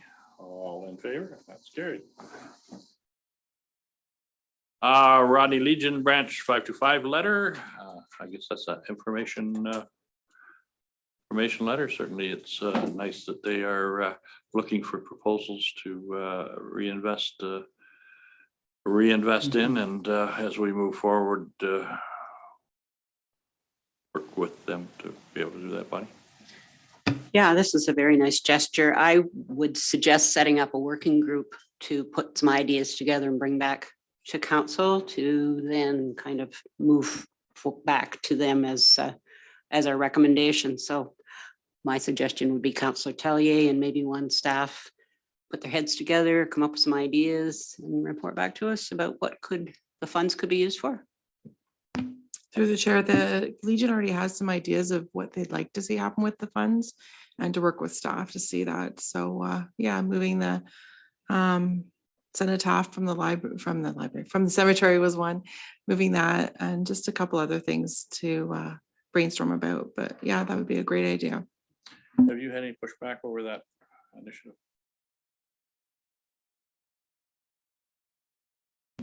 No, no one has had a problem about moving the cenotaph whatsoever.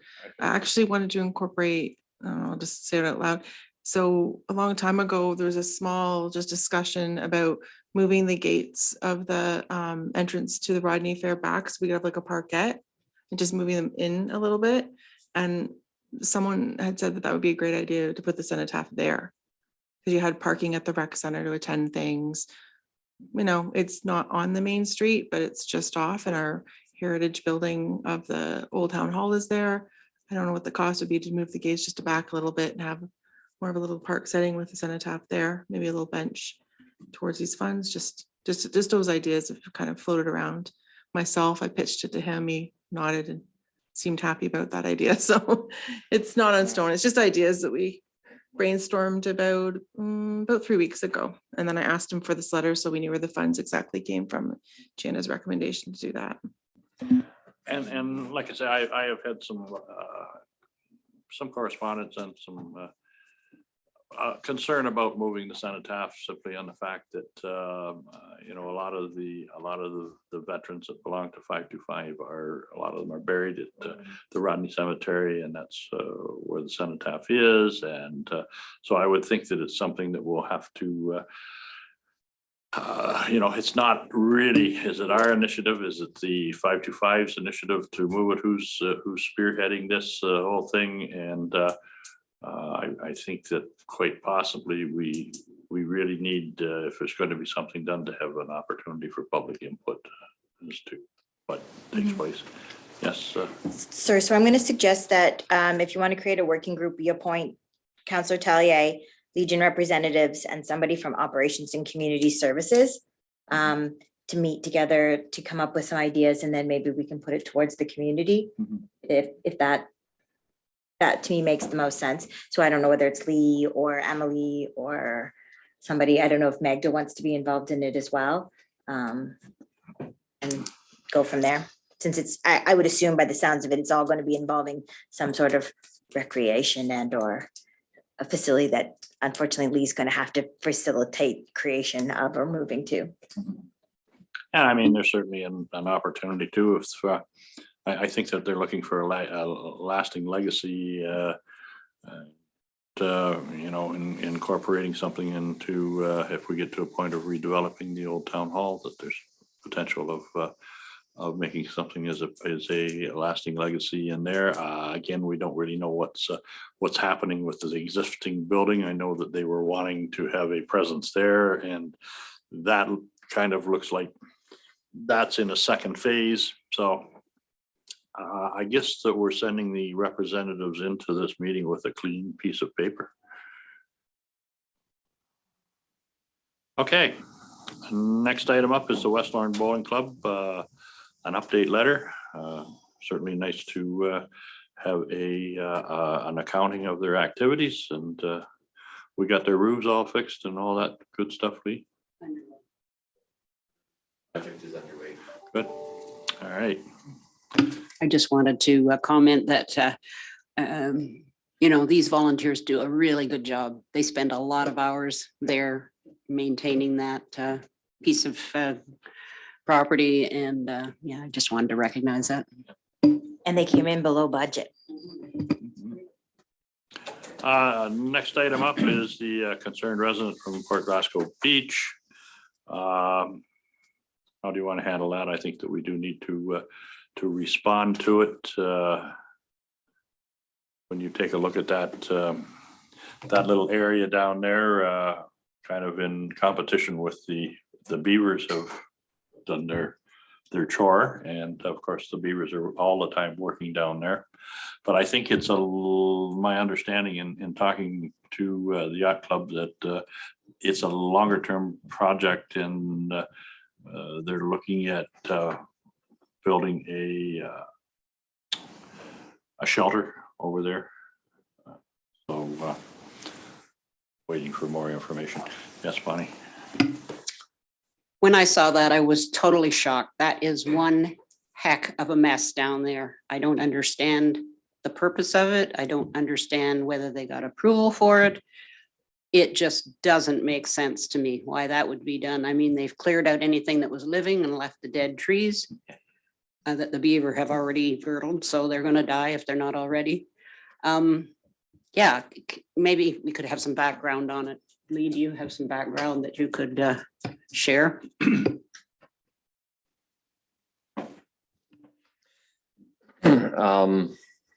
Back in the spring, the yacht club had a contractor come in and remove some trees on the east side of the yacht club property up on the hill along the old driveway as you come down, which is on yacht club property.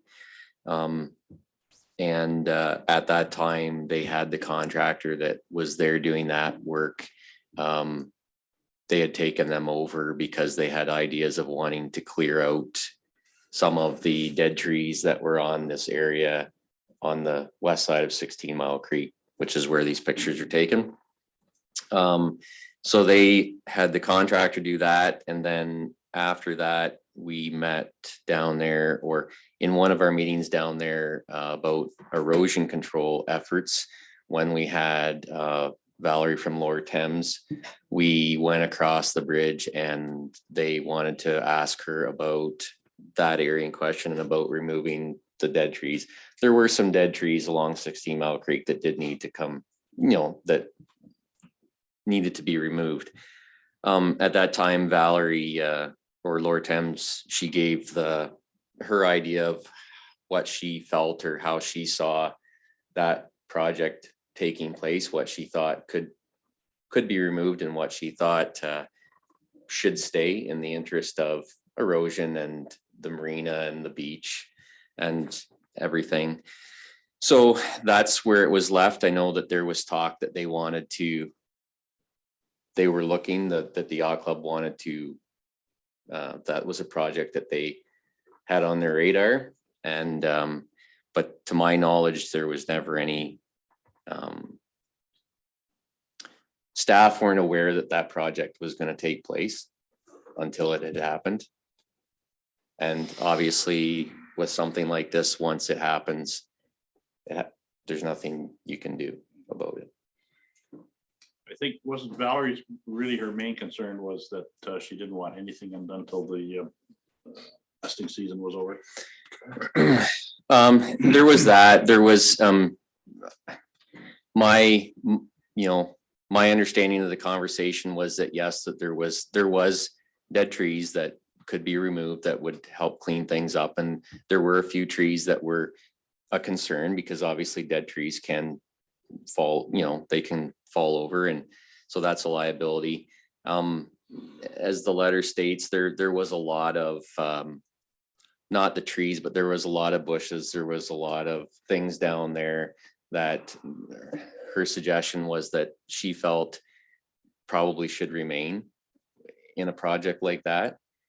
So I think that my understanding of that conversation was that what's taken place was possibly a little bit more aggressive or, a little bit farther reaching than what her plan was. But, like I said, once it's been removed, I mean, certainly it's unfortunate. I think we have to look at moving forward what we want that area to look like. Do I like it? No, I don't. But I mean, if you remove everything and then leave trees that have been really damaged by beavers, it's open to the wind, that thing becomes a hazard. It was protected by bushes and small trees before, and now it isn't. So something really should happen to those remaining trees that have been half eaten with beavers, because now they're open to the elements, unfortunately. And I think down the road we will see erosion there, because the roots now of those shrubs have been killed. I think it's the intention that those damaged trees have to come down too. And I don't know whether I'm the same as Richard. Is it the way it should have been done? I don't think so. Was there enough communication that happened between ourselves and them? No, there wasn't. So now, as Leah said, it is what it is now. So I think that the challenge that we have is to what type of remediation are we going to do to try to put it back? Yes. So through the chair, I see the tree with the beaver damage and I understand the purpose of that to protect everybody. But you mentioned that the yacht club wants to put a pavilion down there, but then that's our property, correct? Yeah. With our So, permission. then who would be responsible for maintaining the pavilion, I guess, is in the future is a question, something I'd like to see before that. But, and as Councillor Leatham brought up, now that all that's been removed, are we then going to have to start doing erosion control there? Just like we are on some of the other areas that, the trees aren't there. And like, we know that the lake never stops. It's a moving animal that makes things worse. So how much is that going to add to our budget every single year, and where are those funds going to come from? Just a quick, the structures, the agreement states the structures are paid for and maintained by the yacht club. So we don't have to worry about that pavilion. I was going to say that. So now it's just a few months ago, we were talking about revising the agreement. And we kind of, at that point, we left it. But I think it's for this year or perhaps early next year, I think it's time to go over that agreement and decide whether we want full control of our property, or we're going to follow the existing agreement and give that control to the yacht club. Okay, I got hands going up everywhere. I think Tressa was first. Okay. The thing is, if they're in control of a building that they're putting up, and we saw there was some slight damage done to the existing bridge. They've still got to get across there, and we're going to put money into a new bridge. And what happens when that one gets damaged too? There's more implications than just saying they're going to look after the building. They've also have to have access and no damage to our property. I think it's a little hard to really determine whether and how the bridge was damaged. Did you ever look into that, Lee? Did the contractor do it? Did someone do it? How was it done? No, the damage to the walkway was certainly from the contractor's equipment crossing back and forth. That's a footbridge, and it's not meant to take that kind of load. And consistently like that back and forth. So the wing walls at each end of the bridge, with the weight of the equipment has pushed the earth down and pushed the walls out. And so that's what's caused. And obviously there's a couple pictures there of some broken spindles and that. So that was certainly from the wood that they took down being transported back and forth across the bridge. Okay, Tressa. So my first question is, who is now the president of the marina? I don't think they've had that election yet. I still think it's Norm. Oh, I'm looking forward to that election. And secondly, has the conservation authorities weighed in at all? Do we know? That I'm aware of. I have sent pictures. I have forwarded the pictures that we took of the area in question to Valerie at the Conservation Authority, and I have not heard back as of yet. Yes. So knowing that part of that portion of the marina has protected wetland and protected areas on it, if there's a fine, would it be levied against us or them? Because that's our property. Don't think that's wetland there. It's over the other side, on the west side. No, I don't believe that area, although Valerie provided comments and she provided advice on how she felt or what she thought would be a good work plan for that. I don't believe it doesn't fall under Elgin County's tree bylaw, so there was no need to get approval from the tree commissioner.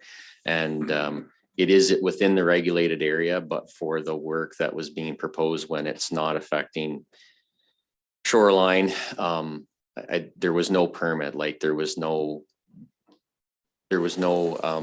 Valerie didn't tell them that we had to have a permit to do that work down there. So the day we walked through with her, it was more just gaining her advice on what she thought would be. There's no specific guideline. There was no specific requirement to obtain a permit from Lower Thames for that work. Or from the county. Or from The county. Okay, all right, thank you. But yes, Bonnie. When I was looking at, the changes that had taken place down there, I cast my mind back to how we have been so strict with the residents of Port Glasgow Trailer Park and telling them that they can't touch any of the vegetation along the cliff because the Lower Thames Valley Conservation Authority recommends leaving those. And, we have that opinion in that section. And then in this section that seems to be just equally as important, it got ignored. So I would appreciate when we speak with the representative from Lower Thames to see what remediation she would recommend happen there.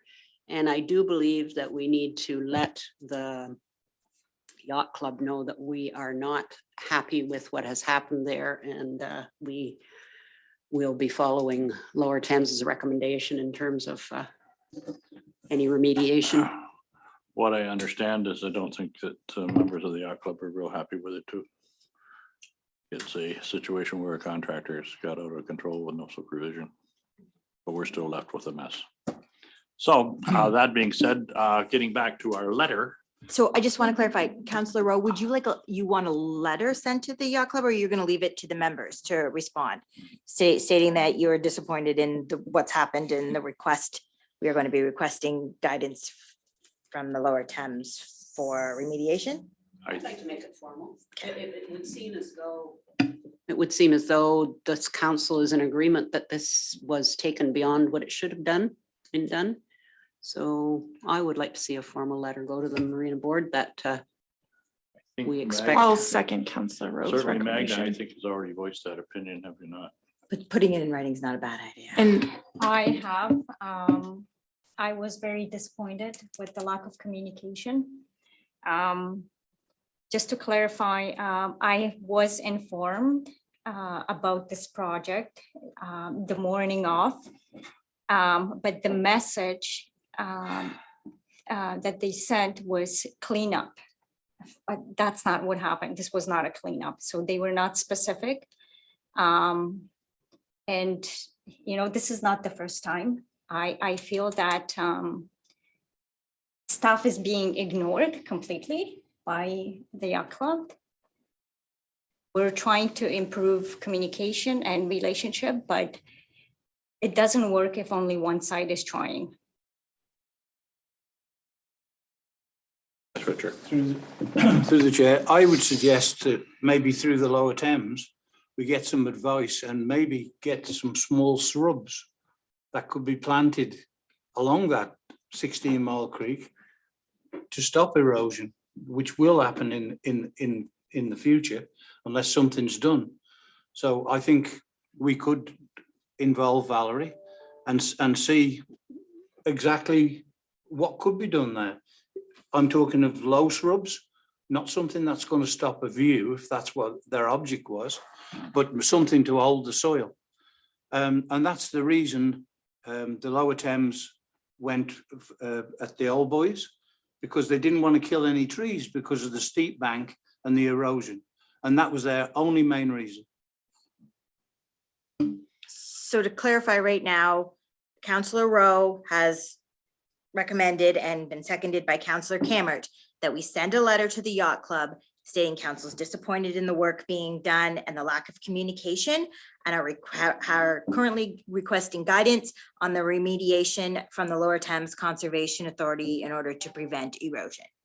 Why don't we ask the yacht club what their remediation plan is going to be?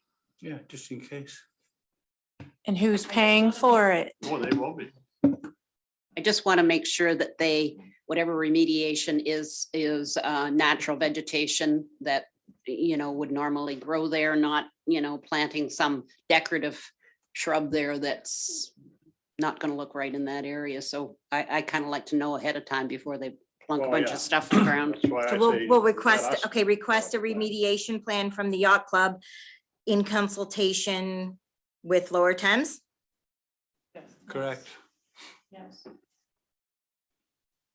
Okay, Yes, we're kind of in a difficult situation because we haven't any legislative, nothing from the county and no permits required from Lower Thames. And I mean, so there's nothing much that we can go back on them. They trespassed. So through the chair, are they in violation of the contract? I don't know. Like, this isn't the first or second occurrence. Depends on how far you want to push it. Well, I'm like, as Magda just indicated, this council had discussed that perhaps that contract is very old. And, you know, things do become outdated in time. And I would like to see that as soon as in the new year as possible, we begin those processes, because I don't believe it will be quick. And I would like to start that, and hopefully by the end of 2022 or before, we have a new contract.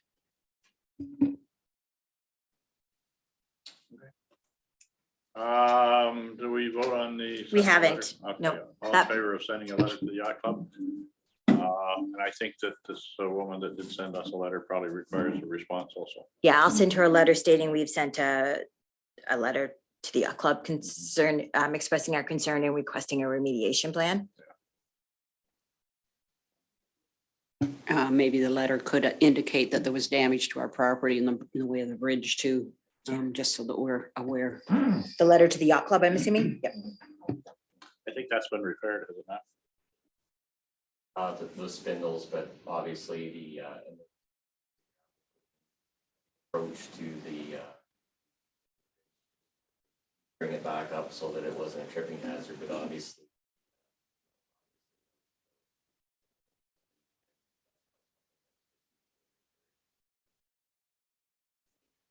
it's safe for now. It is safe for now. I did inspect it. It's not going to go anywhere, and the bridge itself is still sitting on a foundation at each end. So the bridge itself is okay. It's the approach to each end that is going to require, and you know, with whatever happens with that bridge in the future with replacement, that'll have to be addressed at that time. And just a reminder, we are legally bound to have that bridge because of the way we were given that beach. we have to legally provide access to the water there. Always be careful with somebody wanting to give you something. Exactly. Usually we will give you this and we're also giving you the grief. Okay, we're down to bylaws. Okay, so we're gonna you guys will get yourself a nice little break before the 1 o'clock session. So bylaw 2021-64 municipal asset management program grant. The bylaw 2021-64 being a bylaw to authorize the execution of an agreement between the Federation of the Canadian Municipalities and the Corporation of the Municipality of West Elgin be read a first, second, and third and final time. Okay, this is to get money from the Federation for our asset management. Yeah, it's So we- formality. We have Okay. to have a. Mover and have to have it seconder. For that. Moved by Latham, seconded by Tellier, all in favor? That's carried. So bylaw 2021-65 council remuneration, that bylaw 2021-65 being a bylaw to set the rates for remuneration for members of council be read a first, second, third, and final time. By roll or question? Yeah. Just to remind me, what is the percentage increase for these two items? It's got to be the same as staff. That's the way the bylaws were. Which was, I couldn't remember that percentage. For. Okay, mover and seconder for that bylaw.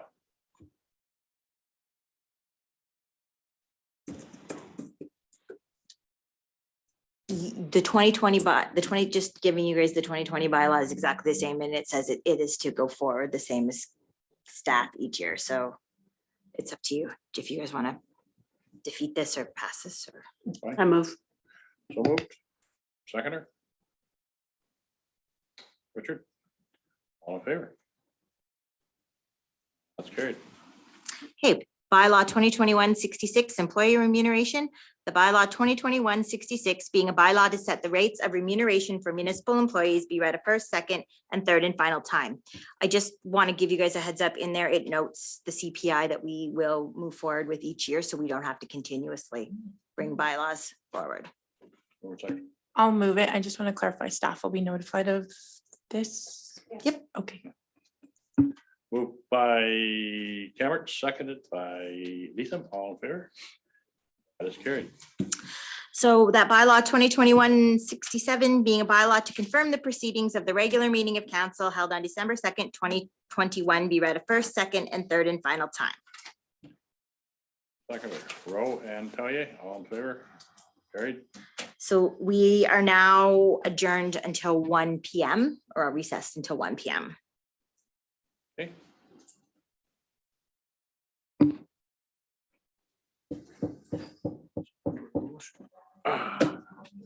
Okay, well, you gotta read Actually, do you want to? before you go anywhere. Before we recess, do you guys want to move to the closed session and then I can just stop the video? Yeah, Let's do that. okay. Sorry, before we recess, we'll do the closed session. Okay, we have a recommendation that the Council of the Municipality of West Elgin hereby proceeds into a closed session at We'll do 1 PM. 1 PM under section 239B and D of the Municipal Act. ROS 2001 consideration will be given to matters pertaining to identifiable individual, including a municipal or local board employee and labor relations or employee negotiations. Over and seconder. By Tellier, by Cameron, all in favor? You have to look at this. Okay. From Randy? Yeah. Yeah, she already showed. He sent it to me already.